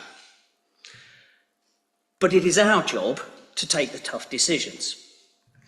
And in my opinion, the report, as it stands at the moment, still does not address the underlying reasons why members voted to delay the consultation in the first place. The questions I've asked myself over the last couple of weeks, and I urge all committee members to consider tonight, are: can we recommend that the preferred options document be published and consulted upon in the absence of critical information we felt was necessary in February? If that information was critical in February, why is it less important now? Does the risk that the local plan becomes out of date outweigh the risk that comes from publishing an incomplete local plan that does not pass inspection later because, for example, site allocations are undeliverable? For me, nothing has changed. I recognise officers' concerns and I thank them for bringing it to our attention, but I need the additional information to make a fully informed decision and ensure that our plan withstands scrutiny by the inspector. In my opinion, the need to get it right first time outweighs the risks that the officers have mentioned. I also recognise the risk of speculative development. I live in Tiptree, a ward that has had speculative development before and will again, even after we have a plan.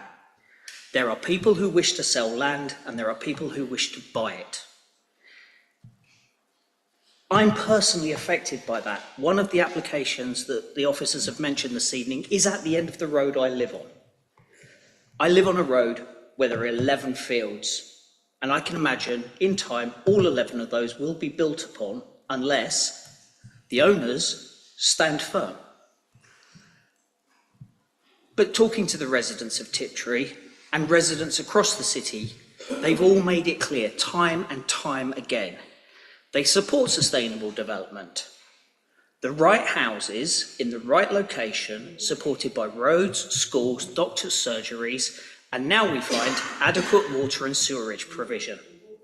I don't think the current version of the local plan covers that sufficiently, and I will not recommend we put it forward without the information we requested in February being completed.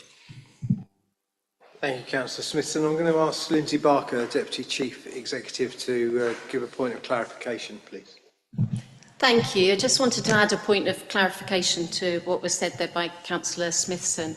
I just wanted to make it clear that the request for the informal briefing workshop that was held following the February committee meeting was requested by the local plan committee members. It was not organised by officers. It was requested to understand the implications of the decision taken, and it was at that session that the risks and the issues were given. So I just wanted to make it very clear. Officers were progressing with the work that was requested by the committee, and it was asked for by committee members, which is why we presented the risks.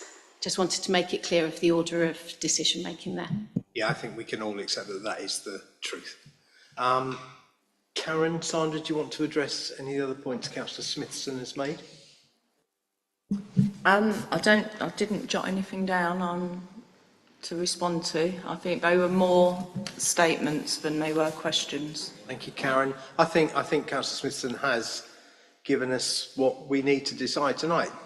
Does one outset of statements outweigh the risks of the other? Taking forward the plan at this stage, full consultation at the initial stage, is that outweighed by the some of the issues that Councillor Smithson, and I think that's what we're debating tonight. So thank you for, I think we may disagree, Councillor Smithson, but that is the debate we're having, and I'm glad we're having it, and we have got more information in front of us now than we had in February.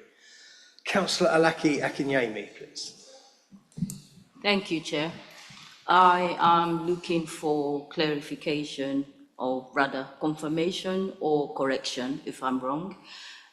Tonight we are to vote on whether the local plan draft is to be published, not implemented, which gives the people of Colchester the opportunity to have their say and shape what the next draft of that local plan looks like. If we refuse or delay this, we are leaving the people of Colchester vulnerable.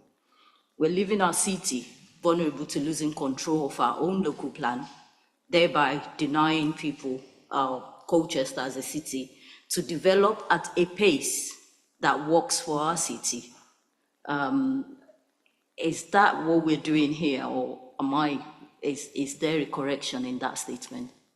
Thank you, Elizabeth. Can you answer that, please, Karen? Yes, I think that's totally correct. What we're intending to do is publish the plan. This plan is in a draft form. It won't be implemented entirely, I dare say, as published. It is for consultation, and yes, we could lose control of decision making if we don't make decisions ourselves. Thank you. Is that all you want to say? Thank you. Councillor Parsons, please.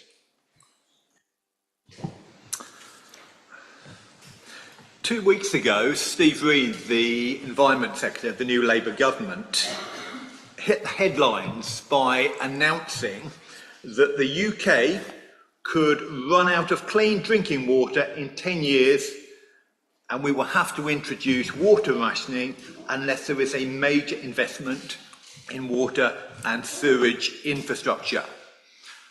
What should be hitting the headlines locally is the fact that buried inside thousands of pages of the evidence for this local plan that it should be based on is this sentence in the interim water cycle study.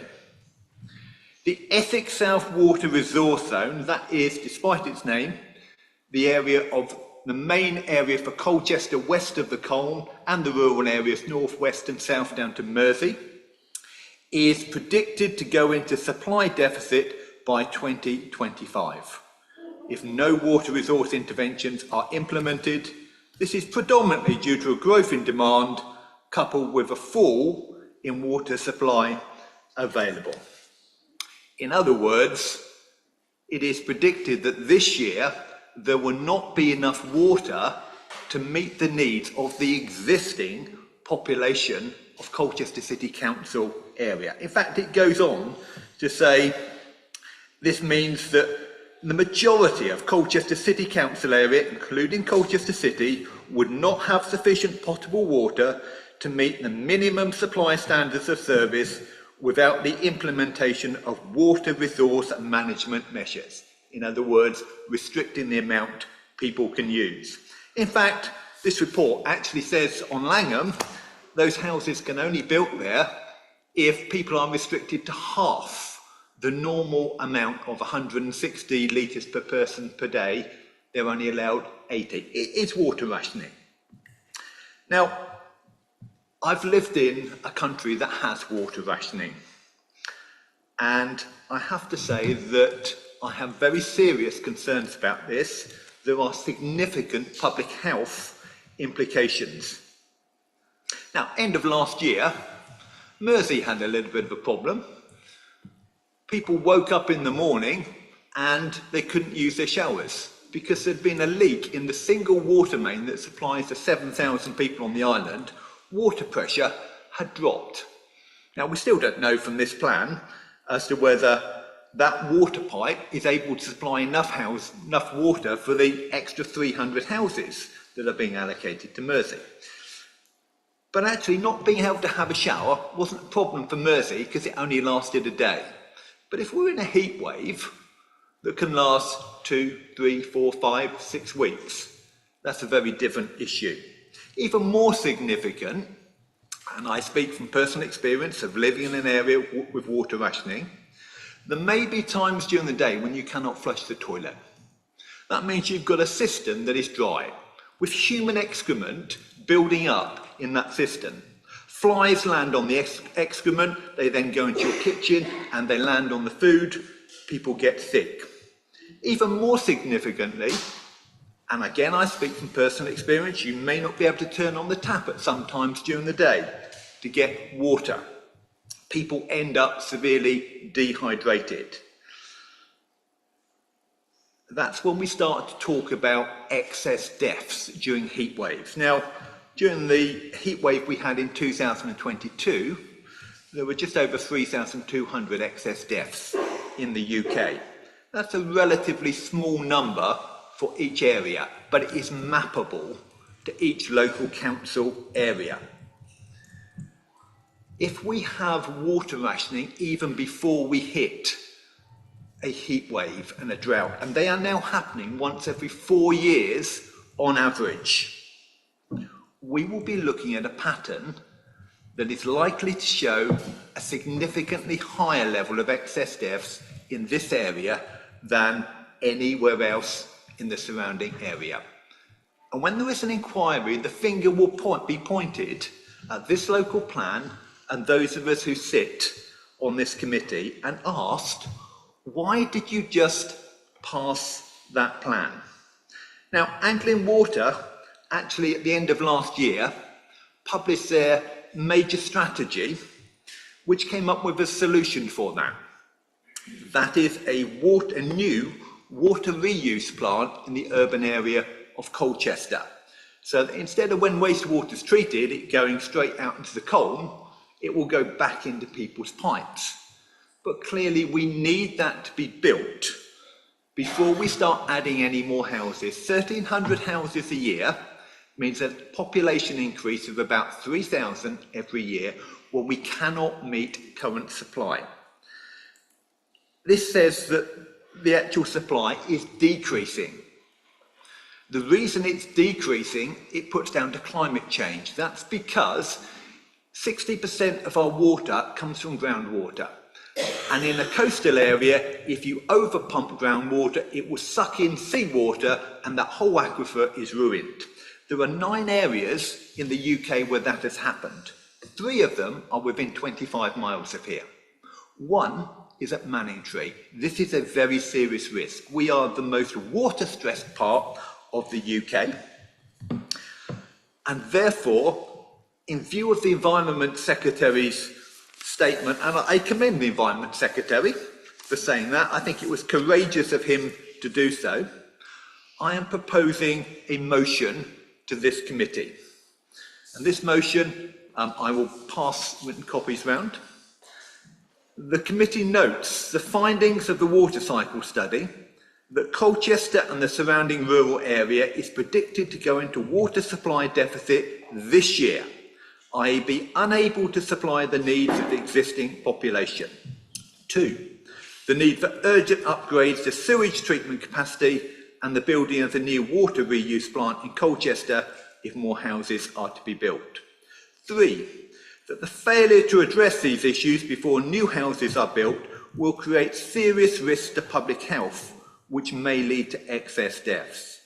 4, the committee additionally notes the recent comments of the Environment Secretary, Steve Reid, that the UK as a whole faces running out of clean water and the introduction of water rationing within 10 years unless there is a major investment in infrastructure.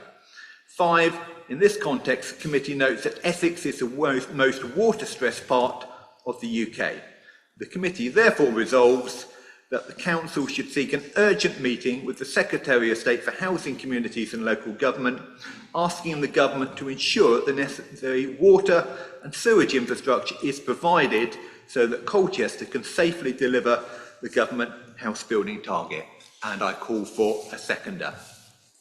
Well, you can call for a seconder, but that it's not acceptable at this meeting of this committee because it doesn't fall under this committee's remit. You ought to submit that motion as a motion to full council, and that's what I advise you to do. We can't consider Point that of tonight. order, Chairman. Yes? The council's constitution allows a motion to be put to any committee. The motion must be put to full council. I'm not accepting No, it at this committee with tonight. respect, Chairman, Can I the ask? constitution No, is clear. I've made my decision. I've made my decision. It's not appropriate for this committee. Richard, would you back me on that? Chair, first of all, it would be helpful to actually see the detail of the motion, I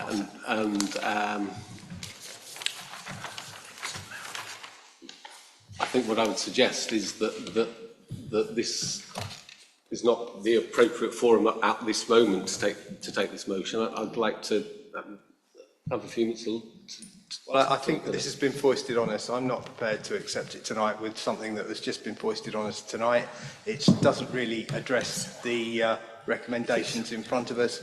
I think you would be better advised to submit this as a motion to full council. I'm going to ask Sandra and... Chairman, point of order. Yes? Under which point of the Constitution are you raising the point of order? I am raising a point of order that... You have to advise me which point of the Constitution. Meeting procedure rules states that Which any procedure rules? councillor may bring a motion to a committee meeting. Yeah, in advance of the meeting. No, You've done it at the meeting. it does not say I am that, not Chairman. accepting it, Councillor Parsons.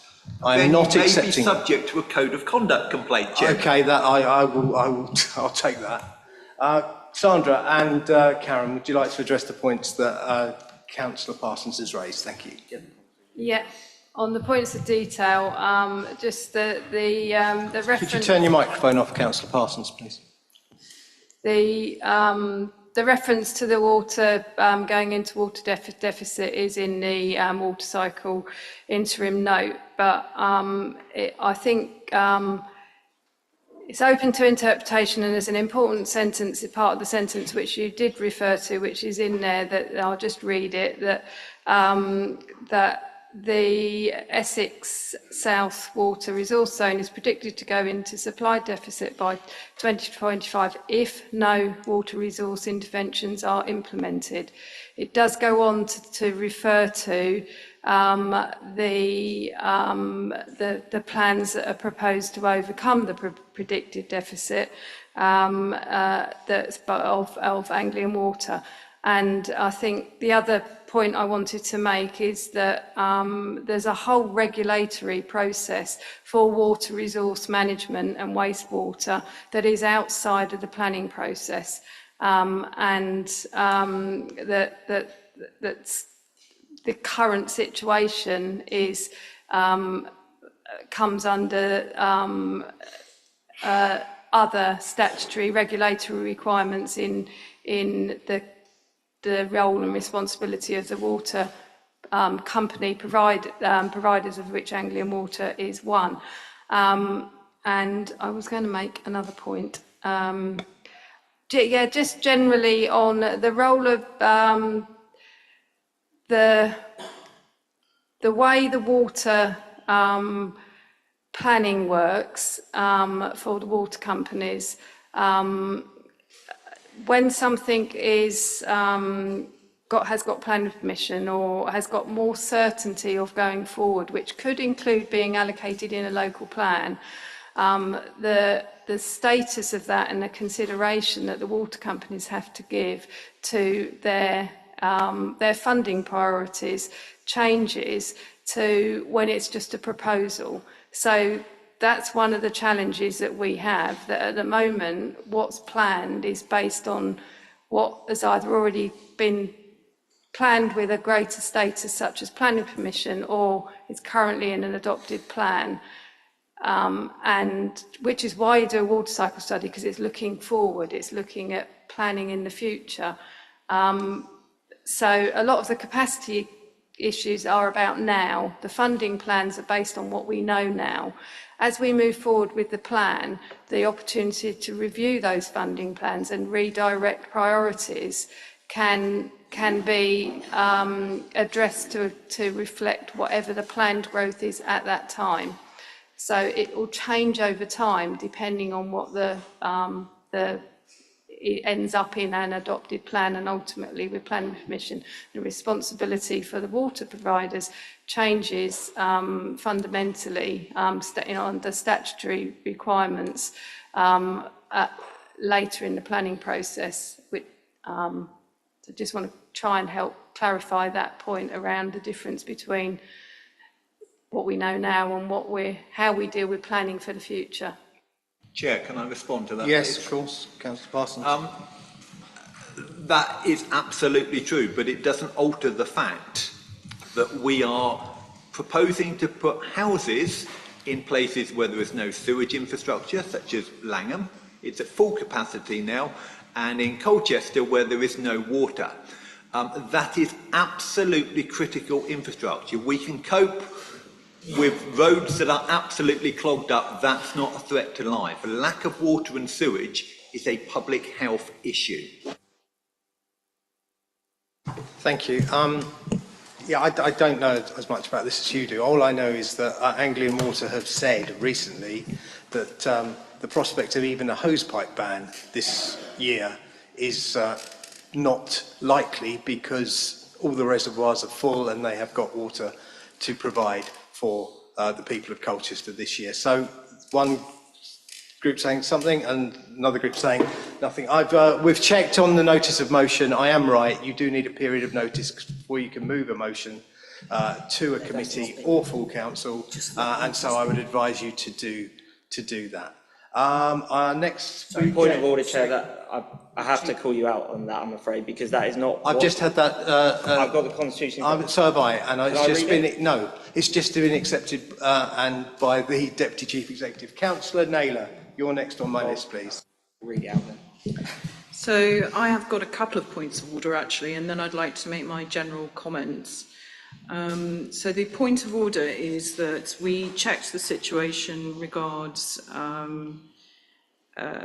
being able to whether or not Chair could call this meeting, and we got some advice from Mr. Weavers, who said the person who has requested the matter be reopened will have to justify the reasoning to the committee in the knowledge that not all may agree.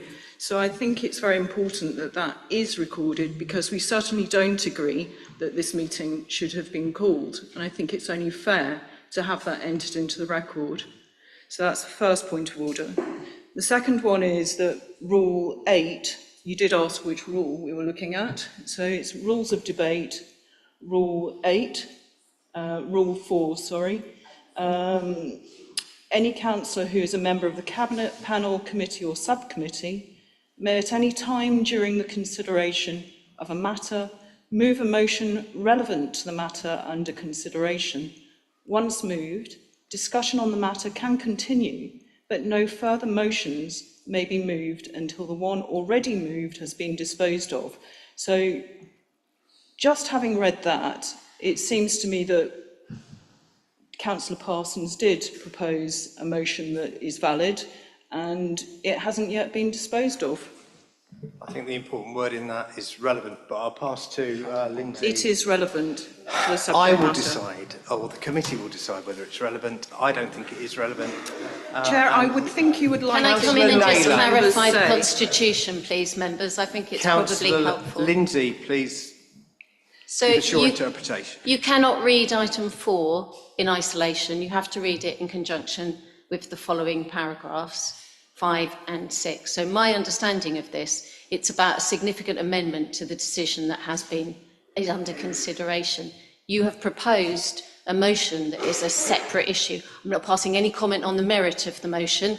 That is one that I do believe Council is the right forum for your motion to go to if you want to put it forward there. But the motion in this instance is relating to an amendment of the decision that is being taken, and that is not what you have proposed. You have proposed a request for a meeting with the Secretary of State. The appropriate place for that can be considered is full Council. So I'm not passing any comment on the validity of the motion. You know, it's the right place for it to go is the Council. Yeah, no, I think the motion is perfectly valid, but this isn't the right forum for it. What I'd say to you, Councillor Naylor, is yes, I requested the reconsideration of the decision with the support from members of all groups on this council. You do say that, but you're not prepared to share your evidence, and therefore we only have your view, and we feel it's important to put on the record that the Conservative group has no knowledge of any member entering into such discussions with you. We'd like that on the record. We don't require a response to that, Chair. It's just to have it on the record. Thank you. Well, as you've been insisting, I will respond to it. It was made at the workshop and after the workshop by your group spokesperson. The group spokesman said you would say that, and he's told me categorically he did not make that comment to you. Well, can officers at the workshop please clarify what was said by Councillor Ellis at that workshop? I'm not sure it's appropriate for us in this situation to do so, Chair. But you know he did. OK, Councillor Naylor, do carry on. So, Chairman, you are determined to have the last word, but the last word will be that that is our understanding, and it was actually proactively raised with me by Councillor Ellis that he did not say that to you. That is the last word. Well, I would swear on my children's lives that he did. So it's not a shame, Chairman, it's what happened. Chairman, okay? Please get control of yourself, Let's be absolutely Chairman. clear about this. Councillor Ellis asked for the matter to be reconsidered after the workshop that we had on the 31st of March. And Chairman, if we please want any get a grip of legal, yourself. I'm prepared to go anywhere to say that. So do carry on with your points on tonight's agenda, please, Councillor Naylor. Thank you, Chairman. I will. First of all, I want to thank the speakers and almost all of the councillors except one who came today to share their views. I want to acknowledge the thought, the care, the passion that the residents who came this evening have shown us. I think it's important that this meeting respects and acknowledges your lived experience, your expertise. We thank you. I want to distance myself from the pejorative comments made by Councillor Scourdis. They do not represent my views. He seeks to dismiss the valid concerns of residents, many of whom serve their communities on parish councils, which we understand that the government is keen to see play a bigger role in local government reform. I think you probably feel somewhat distressed that a member of that governing party would have such a pejorative view of your contribution this evening. On behalf of the councillors, I apologise for any offence that will have caused. It would be appropriate for Councillor Scourdis to make that apology in person to the parish chairman, who I know are here this evening. Moving on to my points. The council should push back on the central government. Annette Butterworth of Welshwood Park Residents Association she said, Colchester is pretty full. It lacks the infrastructure. It lacks the hospital beds and schools. She said, you represent us. You're trying to put a gallon into a pint pot. And I think she's right. We do represent you. We must make decisions this evening that reflect our residents' distress and alarm at what's happening to the city we live in. It will be unrecognisable if this plan is forced through. So you are heard. You are heard by me, and I want to make that point, and respected. At the February meeting, I set out the challenge that has been talked about by the local hospital, by the Chief Executive of Colchester Hospital, who has said, regardless of any other initiatives to bring care further into community to improve the well-being of those who use hospital services the most, which we all support and applaud, the sheer volume of new residents that will be brought with these new homes is excessive. It's excessive to the point where the first time in his leadership of Colchester Hospital, he has gone on the record and said, we need 140 new beds in order to be able to cope with the kind of emergencies that can't be planned for. We're talking about road crashes, we're talking about epidemics of flu, we're talking about pregnant women who have an emergency, or babies don't come on schedule, do they? We need the capacity. That's what he's talking about. He's not talking about the planned operations for new knees, hips, etc., etc. That's different. We're talking about acute beds.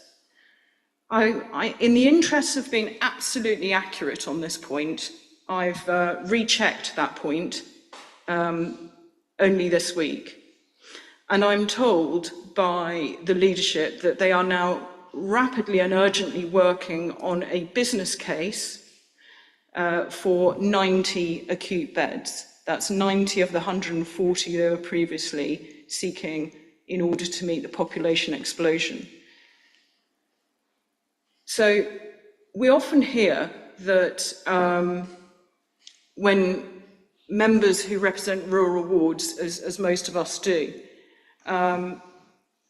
that speculative development will affect our wards, etc., etc. We're well aware of that.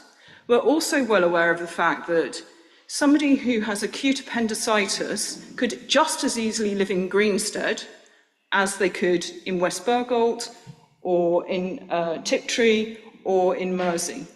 And I feel sure that the residents of Greenstead would not thank us for driving through a plan which meant there is no health infrastructure to support it currently. Now, that 90-bed business case I've just talked about, the point was emphasised to me, there has been no funding from government indicated for that 90 beds. They are out with their begging bowl, basically, saying, give us the money we need now so we can build those beds because you've decided Colchester has to grow. So that's the point we're making this evening. Just remember, councillors, making this decision, it could be anybody in your wards just as easily as in our wards. And I really resent actually the sort of them and us narrative that's been developing in this. I think it's really unhelpful and it doesn't reflect the genuine concerns out there that people have shared with all of the councillors, genuine concerns. I also hear about the roads. We also hear that the current objective is that the infrastructure will follow when housing is built, but we all know it doesn't. We see that time and again. We were supposed to have a decision on the A12, on the expansion of the A12, the upgrading of the A12 in April. There's only tumbleweed where that actual announcement should have been from government. Where is these promised announcements? We're promised things that don't materialise. We no longer have a link road for the new garden community, but apparently the housing inspector thinks that Clingo Hill can cope with 5,000 more houses without a bigger road. These are all nonsensical things. And then when I talk to my parish council chairman and councils, and then when I talk to my residents and say, what do you think if we were to, us councillors, if we were to actually put a draft local plan out there for you to comment on, to have your say, which is the right thing to do, what would you think, what would you want to know? And they'd say, well, have you counted the number of school places? Have you counted the number of hospital beds? Have you counted the number of GPs? Have you assessed the capacity of the roads? Can we cope? And the resounding answer to that would have to be, if we passed this evening, no, we can't. We can't tell you any of that. So I ask, how can we possibly have a meaningful public consultation over 6 weeks when a huge chunk of what people would need to know to make a meaningful contribution is absent? It's through the looking glass. It's crazy. In December, Councillor Sunnox brought a motion to full council, and the full council voted on infrastructure first. That motion was adopted. I actually doubt that even if it's procedurally allowed, it's morally right for a committee of 11 councillors to overturn the will of full council. Full council took the vote and they voted for infrastructure first. I can read it out if you wish, but it's very, very clear. We want the infrastructure first before we get the houses. That doesn't mean people are insensitive to the very good point made by my colleague here, Councillor Smith, about 449 homeless. I want to stress, this is not about people on this side caring about people and people on this side not caring about other people. We have to work together. The draft local plan in front of us currently is not fit for consultation. It's premature. We need to see that evidence base. In 2021, when the Conservative administration was there, we actually put the money forward as priority to do the infrastructure audit. And then, of course, as these things go in politics, we lost control of the council the following year, at the following elections. That work has never been done. We saw this coming. If that work had been done, you would have the answers now that you all seek. We saw this coming. So please, that was a big mistake not to do that work. Let's two wrongs, as my mum used to say, doesn't make a right. So let's not make an even bigger error by putting out a draft local plan for consultation to our public and our residents who are unable to consult on it and give a balanced view because they've got nothing to pull against. They don't know what they're looking at. And that is what my residents are telling me. And it's to Councillor Kelly's point. He also touched on the fact that consultation has to be reasonable. And even if it were a proper consultation, even if they had the information, what would we do if that consultation came back and they said, actually, we hate this, we don't want this? Would it really change anything? We must not tick boxes. This is the most important decision that we will take here. And the other thing we have to know about consultation, Regulation 18 consultation, that's public consultation. Once that 6-week period is over, there is only one more period of consultation, but it's more technical and nothing will change. It then goes to the planning inspector. So in other words, you have to have technical ability at Regulation 19 stage to be able to participate. I'm more interested in making this plan accessible for our residents and making sure they have the evidence to make the right decisions. Currently, they don't. I'm also persuaded by Councillor Sunnock's remarks that there is absolutely no reason why this evidence work could not be done concurrently. I think he's right on that, and we haven't got a proper answer as to why it can't be done concurrently. It may not be the way it's been done before or been done by other councils, but we can be different. We can do it better. Let's do it better, not just the way everybody else has done it. So there were lots of other points made by Councillor Kelly, which I think he's an actuary by profession, and I think he makes some really compelling points that we should all listen to around globalisation, around farmland being prioritised. There is so much, actually, and this short meeting can't possibly do it justice. But I hope from my narration of what I've picked up that you will see there are councillors in this committee, I'm talking to the public who've come here tonight, given us their evening, who truly care about this, and we feel very aggrieved that we're routinely positioned as being insensitive, uninterested in people who are homeless. Quite the reverse. We are interested in all the residents of Colchester, whether they currently have a home or not. And this is what this local plan is about. So you may have guessed, I can't possibly vote for this plan. That won't come as a surprise. But I sincerely hope that no other councillor here will as well, if they reflect upon the issues I've raised. If you genuinely want consultation, you cannot vote for this tonight. Thank you, Chairman.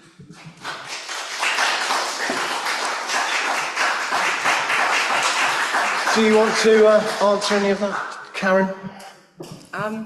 Perhaps I'll start with a couple of points of clarity. First of all, the infrastructure audit, stages 1 and 2 were completed in December, so it's not correct to say there's no infrastructure evidence. Stage 3 was completed in February, so again, it adds to the evidence base. There was initial viability work done, which we reported in February, along with transport modelling and assessment, again, February.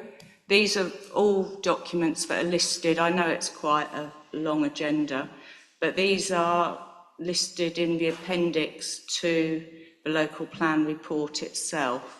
There's quite a few documents on there, and I appreciate that not everyone will have the time to read through all of those documents, but some have been there for 2 years now. So, you know, when we talk about things going out of date, you'll see that they are starting to gain some age. There's quite a lot there about the settlements as well. We've heard tonight that the evidence hasn't been used to inform allocations. Well, there's an awful lot of evidence that's gone into producing the plan that's before you tonight. So it's not been made up by officers on the hoof, so to speak, or on the back of a fag packet.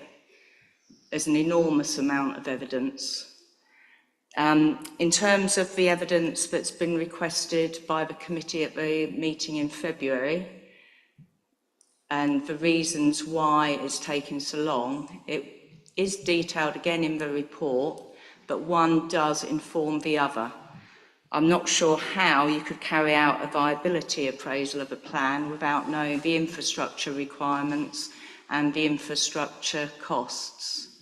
So that's informed, first of all, the transport work will inform the infrastructure work, which will inform the viability work. So that's why it has to be sequential in that manner. And I think the final point, Sandra's got some information about health, because we are, again, that's informed the infrastructure work, but we've had some more detail around that, so I'll ask her to add some detail there. In terms of Colchester being full, I think about 10% of Colchester is actually built on. So there's an awful lot of agricultural land, I think makes up about 70%.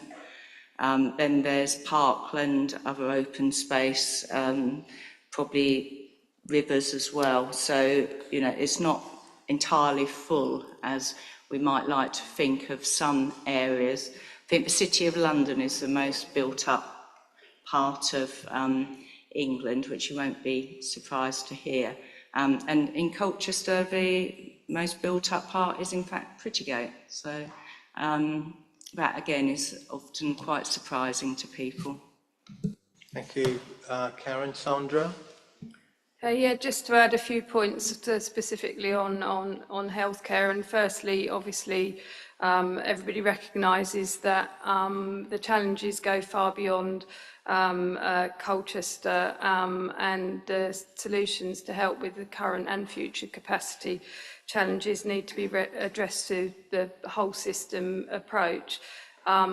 It's the local plan is only one part of that, and the role of the local plan is looking to ensure that adequate contributions from the impacts of the growth that's proposed are made towards doing the mitigating against the impacts that and helping address those capacity challenges, but it can't do it on its own.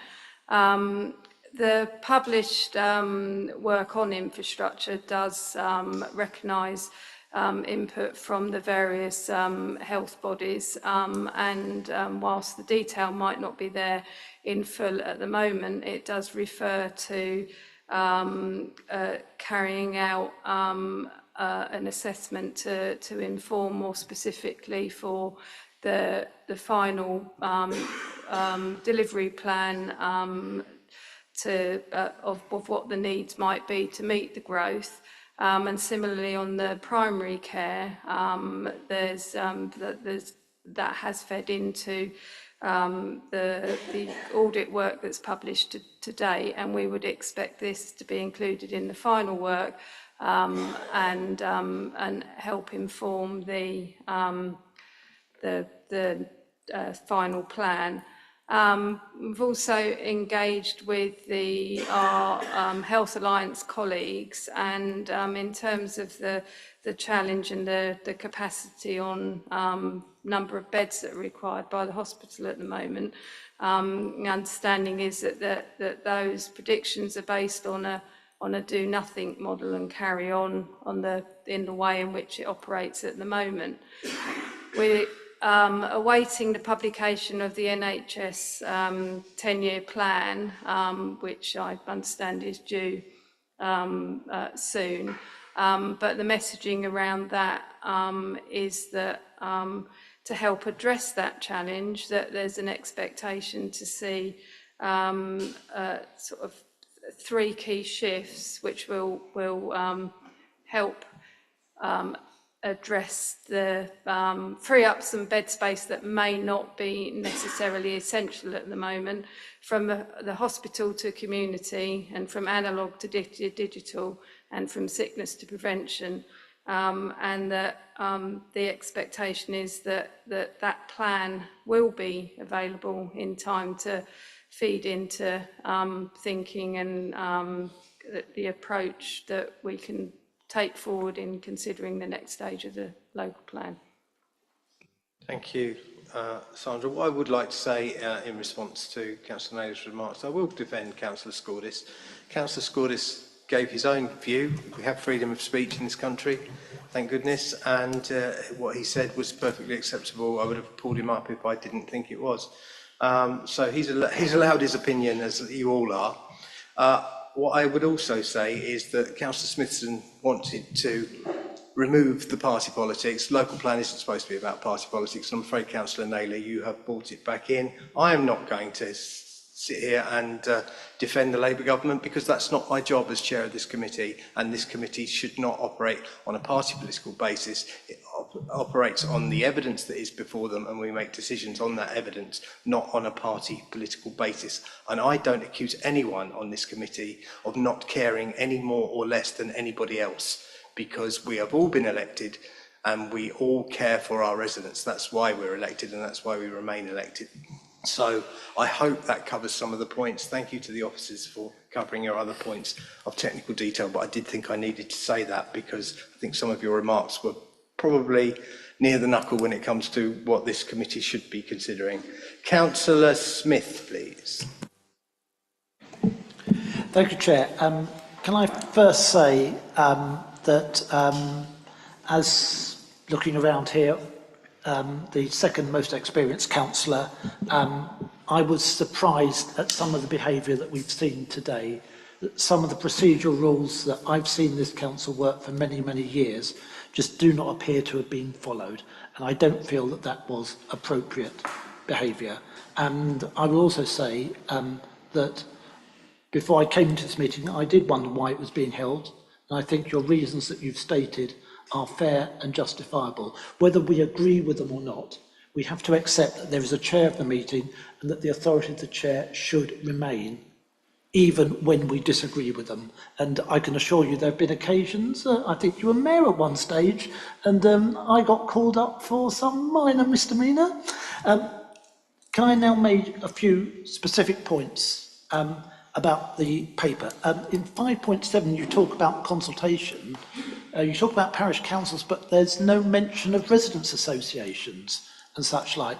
I do feel that we should have parity between the parished and the non-parished areas when it comes to the consultation.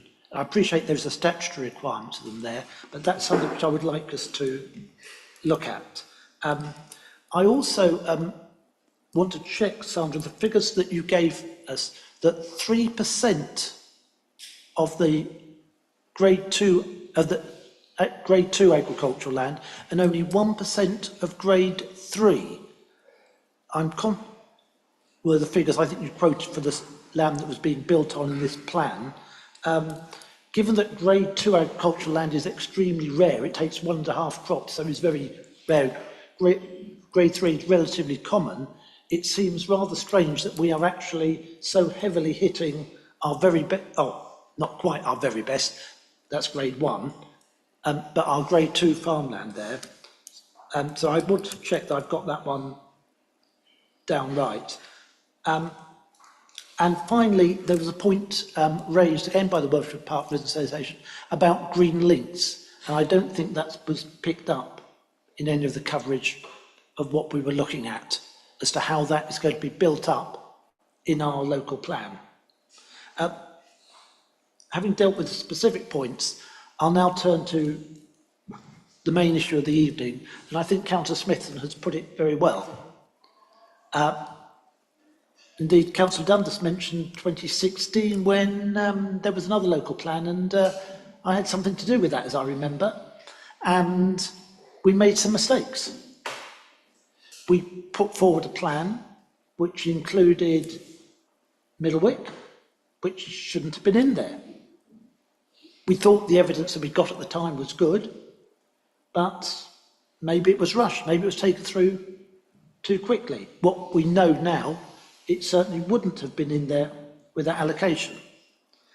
And I'm conscious that we need a local plan, because we all know the dangers of speculative development. Indeed, we can see the consequences when we look from my ward and your ward, just across Surrey Brook, at something that went for approval by planning committee. It was turned down by tendering, quite rightly in my opinion. It went to inspector and was allowed, and it was a disaster.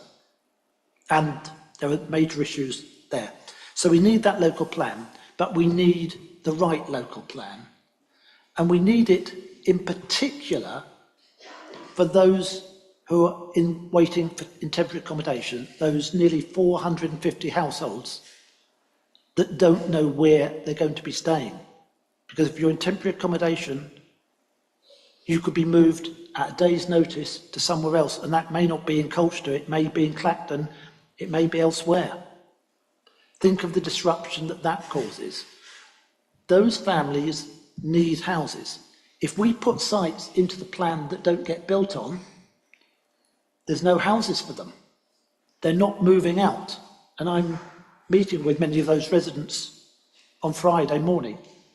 And I want to be able to tell them that we're delivering a plan that's going to give them hope of a real home, that we're going to be building in Colchester for our people. And that's what we need to do. But to get that, we've got to have a realistic plan. And it strikes me that the balance needs to have a proper consultation. We need people to understand the hard and difficult choices. That yes, we need to build on those fields in your village because we need homes for those 449 households, amongst others. And you need, as a result of that, a new doctor's surgery, better roads, whatever it is. We've got to get the infrastructure right. Because if we do that, development works for people rather than against people. And to ask people to make those hard decisions and to make those sacrifices without all the evidence makes it very dangerous. It's not going to be easy, and I won't be winning very many friends when I'm suggesting that there are areas in my ward that will have to be developed and other councils will have to make those same difficult decisions. But if we're saying this is what we need to deliver and this is what we can deliver from the government, it's then up to the government at their pay grade to take that decision. And if we say we need the link road for the garden community to deliver so that it can produce more houses, and we have the evidence to support that coming out there, that's what we need to do. So I think it's a difficult decision, it's balancing risks. But I feel that we have to trust the people of Colchester to make the right decisions, and to do that, we've got to give them the knowledge. And if that means we have to wait a little bit longer to get the evidence before we go out to them, then that's the way we need to do it. But it's a difficult decision, so that's where I am on this one. So thank you very much for this evening. Karen, I think Councillor Smith posed some questions in the first part of his contribution. Sandra? Yeah, just on the first point about consultation, under 5.7 in the report, it does include residents panel and youth panel, and that is, it doesn't specifically mention residents associations, but we have engaged with the residents panel. If we would be happy to engage also with other bodies, and if we can have any details to sort of contact specific associations, and we would certainly want to include them. Just on your question specifically on agricultural land, just to make the point, it might be helpful if I just give a few more figures, sorry. The total amount of agricultural land in Colchester is just under 33,000 hectares, and of that 197 is grade 1, just over 12,000 is grade 2, and just over 14,000 is grade 3. So the percentages that I referred to, that of the preferred options allocations on grade 2 land, that totals 359 hectares, which is 3% of the total of grade 2 land. And then the figure for the grade 3 agricultural land is 1% of the grade 3 agricultural land. So if that clarifies it a bit further, that's what that's based on. Thank you. I've got Councillor Kirkby-Taylor and Adeleke Akinyemi, unless it's a point of all on that. Councillor Smithson. Thank you, Chair. I get really confused by hectares, so I've had to look it up. So apparently 1 hectare is around 1.5 football fields. So for anyone else out there who's struggling, because I am, we're talking about 1.5 football fields for every hectare, so you get a sense of how much land we're talking about. Sorry. Thank you, that is helpful. Councillor Kirkby-Taylor, please. Thank you. I wanted to say that actually I think everyone here is in agreement this plan is not perfect. There are bits of it that will not make it into the final plan. And I don't think that actually any local plan can be perfect, principally because this is an artificial requirement placed on us by central government that requires us to make decisions based on assumptions on how third parties, utilities providers will behave. We have no control over them. I think it's also fair that everyone here believes the housing numbers are too high. I don't think any of that is in debate. But I think where we are stumbling, and the problem we are having here in reaching an agreement, is the truth of the matter is that our hands are tied. And I'm going to say this as a risk management professional. We are looking at a trolley problem. Rejecting this is going to result in piecemeal development. That means we cannot control or give any direction or have any chance of directing the infrastructure and getting it in place first. That is the reality of where we are. We can either have an imperfect plan which we can modify again later, or we can have no plan and zero control. Thank you, Councillor Kirkby-Taylor. I don't think there's any need for a response on that. Karen, unless you want to? I would actually, yes please, just because I missed responding to someone earlier about a similar point, and Councillor Kirkby-Taylor said that no plan is perfect, and he's correct. I don't think well, I'm certainly not aware of a plan that has been submitted that hasn't required modification in order to make it sound. So this assertion that the plan has to be sound as submitted, you submit a plan that you consider to be sound, but there is always modifications that are required in order to meet one of the soundness tests. So I think, that's just a point of agreement, really.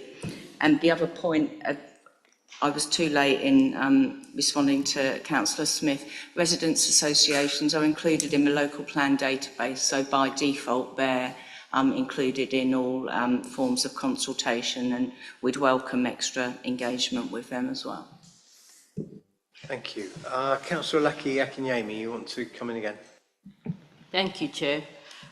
Just to buttress on what Councillor Smith said around needs for houses to be made available, I work at a local community fridge, and a mom of 6 comes from Clapton from a caravan site weekly to come and get food support. This is sad. She doesn't only come for the food support, she's been removed from a community she's always known, so she comes back to socialize, to meet people that she knows. And I totally agree on the infrastructure development needs. We need that. Look at the buses in Colchester. They drive around empty and they're too expensive to afford. Something needs to change there. It's not that we haven't got them. They're not working as they should. On the issue of health, building hospitals and making beds available, I would like to cite an example. I'm a representative from Grinstead. And recently we had approval to expand and refurbish the GP surgery that we've got. While we're going to get a better space, it doesn't translate to more appointments for our constituents, because the beds, the building, don't necessarily mean that that's all the improvement that we need. We need people, we need the best of brains, we need the professionals to be able to afford to live in Colchester. They will go to where they can buy. They will go to where they can afford to rent. So we need to build more. Of course, we need to improve the local plan we've got, and we need to make sure that the infrastructures are developing as well as we're building. Absolute respect for everyone in this room tonight. I would like to say that I respect you, I hear you, but I think the better way to respect you is to make sure that you can have your contributions and you can have your say. Thank you. Thank you, Elizabeth. Councillor Barber, you want to come in again? Thank you, Chair. It's just a question to pick up on what Councillor Kirkby-Taylor said right at the end of her comment, just about the modifications to the plan at a later date. And correct me if I'm wrong here, Karen, but I don't believe once the plan is adopted, we can simply make modifications to it in the sense of adding infrastructure proposals as part of the plan itself at a later date. Once it's adopted, I guess we can do SPDs, but wait, they have. But just I think for clarity with the committee, we can't just modify a plan once adopted, because I think that was the issue. Sorry to go back to it, but in Middlewick, with the debates that have been had in the past, I think the stance was quite clear from the council that we couldn't just modify the plan to take that one site out alone. So I think it's just an important clarity that we can't, from my understanding anyway, do that. Karen? Yeah, sorry, I might have misunderstood something there. I think amendments or modifications can be made up until the point of adoption, and then obviously it's down to implementation. We do get cases where the plan isn't entirely implemented in accordance with what's contained within it, but we don't have the opportunity to take bits out or change them, no, unless there's a review of the plan, as we did in 2012, I believe, where we carried out a focused review. So that enables you to review 1 or 2 policies. We couldn't do that with Middlewick, just to be clear, because I know it's a hot topic, because there was too many unintended consequences with removing a site for 1,000 homes. But there's other policies that you can review in isolation. Okay, that'll help. But of course we're nowhere near adoption stage at the moment. Are there any other contributions from the committee? Councillor Kelly. Thank you. I just want to pick up on the concept of speculative development, which we keep referring to it. Would you be able to give us an idea as to the order of magnitude of speculative development you would expect in the time frame that could exist between the expiration of the current plan and at the latest point that we've discussed hitherto of the implementation of this new one, that window? What level of speculative development would you typically expect to occur? And if you were to put that level of speculative development side by side with the proposed local plan, the order of magnitude that we have there, and you were to say, well, we've got the speculative development without any infrastructure going in, and you've got the local plan going in without adequate infrastructure provision going in, how do those two things compare sort of size-wise to each other? Would you estimate? I realise you can't give a precise answer. Thank you, Councillor Kelly. Karen? Difficult question. That is a very difficult question. I don't think I've got an answer to that. You know, we can only tell you about applications and sites that are in the public domain. We can't even disclose sites that are still at a preliminary stage, let alone those that we don't even know about. If I had a site that I was promoting in Colchester, I would be watching this committee with interest tonight, is probably a fair way of putting it, because there's a window of opportunity.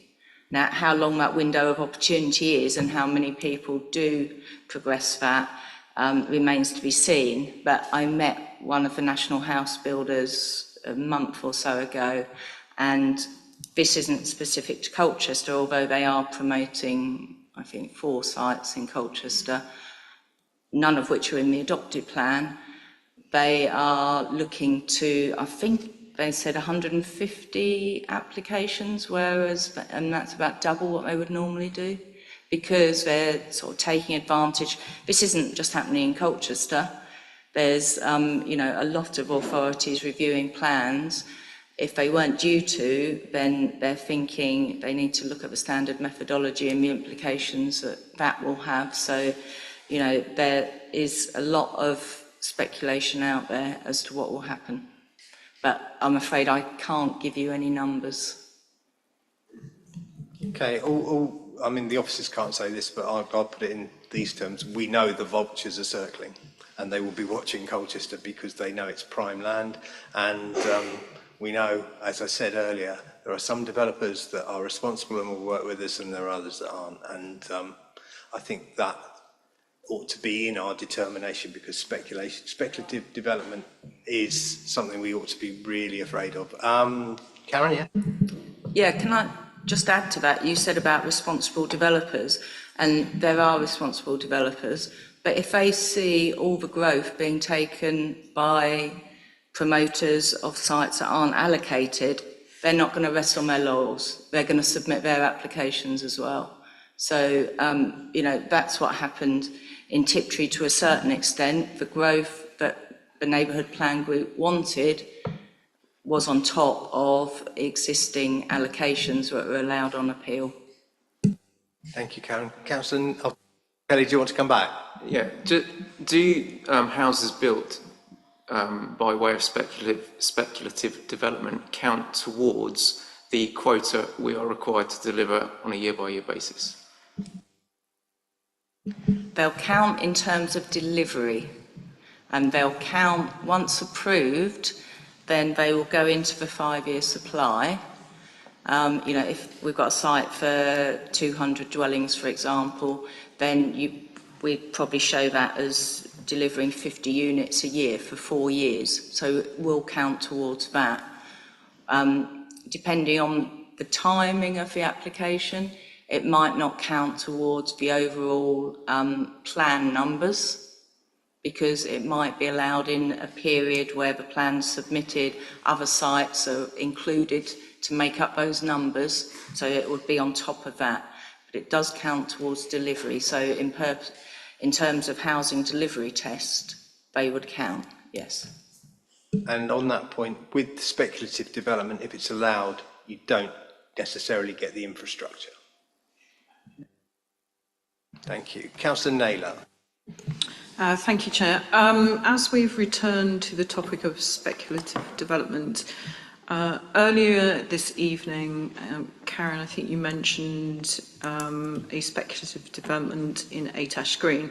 So the one that you're referring to is a similar situation to Great Hawksley, in as much that the sort of parish council chairs looking at that and say, well, you know, actually, it's in this kind of draft local plan that they feel hasn't taken account of the feedback that they've given on sites, and the site that you're expecting to come forward there in 8 Ash Green is one of those that wasn't supported by 8 Ash Green Parish Council, and they find it's in anyway.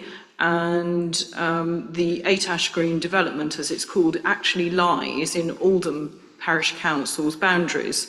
So Oldham, which is a village of 215 properties, which only has technically 15 attached to it in the draft local plan, actually finds, in effect, in its parish boundaries, there are 750 proposed. Now, let's just think about that. 215 existing properties, 750 proposed within the parish boundary. And I know this is correct because I'm actually reviewing the email that I got from Mike Lambert, who's the chair of Oldham Parish Council, who couldn't be here tonight, but he is just, words can't describe how he feels about what's happening to Oldham, which will be wedged between the enormous allocations at Marks Tay and this huge proposed site, which is actually in their parish boundaries. And they literally have single track country lanes which connect the site at 8 Ash Green, really Oldham, don't know why it's called 8 Ash Green, it's actually Oldham, through the village of Oldham to Marks Tay. They already have rat running because it's a quick cut through to get to Marks Tay station. They just are beside themselves imagining what this is going to be like when they are sandwiched between a couple of thousand at Marks Tay and 750 within the parish boundary, when they are a tiny village of 215 houses. They have no school, they have no pub, they have no shop. This is just, they cannot believe what's happening. So this idea that somehow by supporting this draft local plan, we avoid a greater outcome, more terrible outcome, is actually not correct in terms of a lot of the rural areas. What's actually being proposed in this draft local plan is devastating to this particular village. They're already reeling from the pylons that are literally going to bisect the village, and now they're going to be sandwiched between two huge developments, neither of which they support. So I know the parish councils in Atash Green and the parish councils in Oldham both feel they've not been listened to, and allocations have been made which are not in accordance with the feedback that they gave when they were asked. They're extremely distressed actually about this. It has huge implications for the community as it is, and it makes a mockery of all sorts of policies that this council claims to uphold, which is about well-being and, you know, enjoyment of community, etc., etc. If we're going to live our values, we have to look ourselves in the mirror right now and say, what I've just read to you, these are not my words. This is coming from Mike Lambert, the chairman of the parish council at Oldham. This is his views, the views of the council. So we have to live our values as a council, and we're not. We're not with this draft local plan. We're making a local plan that can't be effectively consulted on in those 6 weeks for the public. And we would be, in effect, saying, yes, it's fine for Oldham to get sandwiched between two vast developments with no infrastructure. There's not even lay-bys to pass on these lanes. They're single track. I'll leave you with that thought. Thank you. Thank you, Chairman. Do you want to respond to that, Karen? I'm not sure there was a question. Was there a question to respond to? No. Speculative development at AS Green that you mentioned, which is apparently Oldham. Yeah, I don't think I was actually talking about the same site, so there's maybe two. But I can't do anything with Mike Lambert's comments unless there's a consultation. So I've heard what he's got to say, and I'm sure further representations will follow. Thank you. I've got Councillor Smithson, Councillor Parsons, Councillor Barber, and then I've got some remarks to make. And then, unless anyone wants to speak again, given the time, because we're due another break in 7 minutes, we'll take it from there, hopefully. So, Councillor Smithson. Thank you, Chair. Karen, if I may, do you happen to know the housing targets for Tendring and Braintree, and cumulatively under a new local authority, assuming that's how it pans out, how those sites or those requirements would be divvied up? That's it. I think that's a bit hypothetical, but Karen may not be able to answer it. It is, but it goes to the point of speculative development, because I can't imagine people are going to go and build in Clacton when they could just as easily build in the centre of Colchester by densifying what we have here. So when I think the one thing she can answer is probably, because I know she does her research. Karen, can you answer how much? I know the numbers have gone up. Tendring and Braintree are expected to be building. Yes, but I don't know them off the top of my head. We can look them up. What I would say is the Colchester market can only sustain a certain number of dwellings. There will be people want to buy in Clacton, so there will be developments in Clacton. A lot of people move from London direct to the coast and skip Colchester. So, you know, there is a market there. It might not be as strong, but you've also got parts of Tendring where the market is stronger. So, you know, there will be housing needed there as well. You know, even Harwich and places like that to sustain the economy. Sandra's busy looking it up, but I'll come back to you on the actual numbers. I think the numbers have gone up significantly from what I read. They have. I think they went up 40% or something. Yeah, they've gone up more by percentage than ours have, I think. Councillor Parsons. Thank you. I'll make this quick. And just in response to your comment you've just made, Karen, actually on Mersey, probably the majority of houses go to people moving from London other areas. The question I had was, you mentioned there was an exception that you couldn't find for a island with a very elderly population. I wonder if you found it. If you haven't, could you circulate it later in the week to councillors on this committee, please? Thank you. I have found it. It was deleted in the most recent MPPF, but it talked about an island not served by a road bridge. Oh, yes, I did see that in the previous MPPF, and I didn't see it in the present one. Yeah, which is a shame the government has deleted that. Thank you, Councillor Parsons.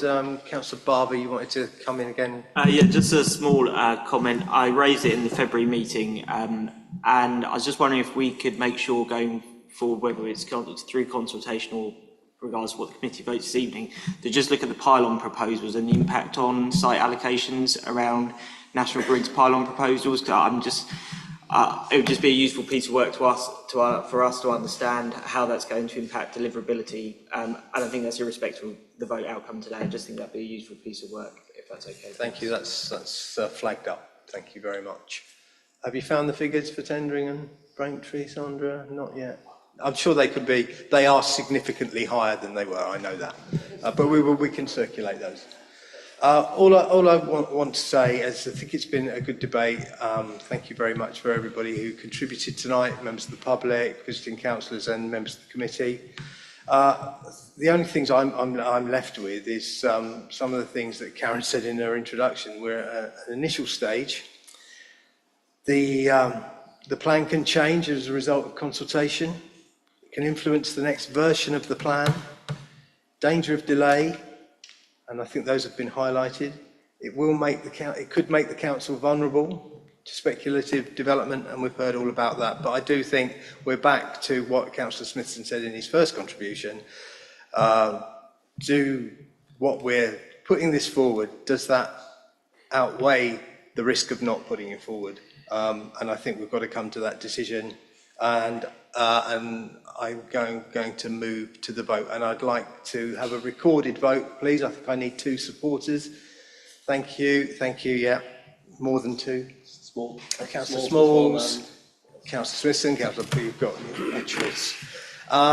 Okay, so Richard, I will hand over to you to conduct the vote.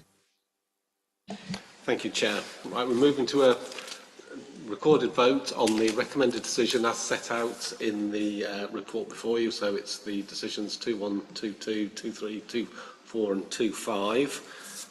So I will call your names out and you will need to state whether you're... Are you raising a point of order? Because we're moving to the vote. Seeking a point of clarification, are we taking them all as a block or are we taking them individually? I think that the suggestion is we're taking them on block. Okay, thank you. Okay, thanks.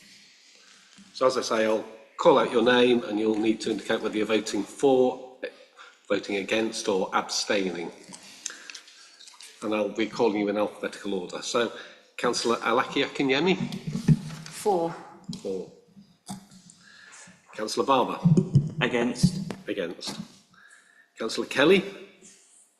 Against. Against. Councillor Kirkby-Taylor? For. For.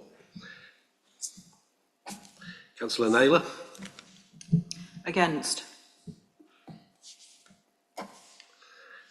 Councillor Parsons? Councillor Smalls? For. Councillor Smith? Against. Councillor Smithson? Against. Councillor Spindler? Against. And Councillor Young? For.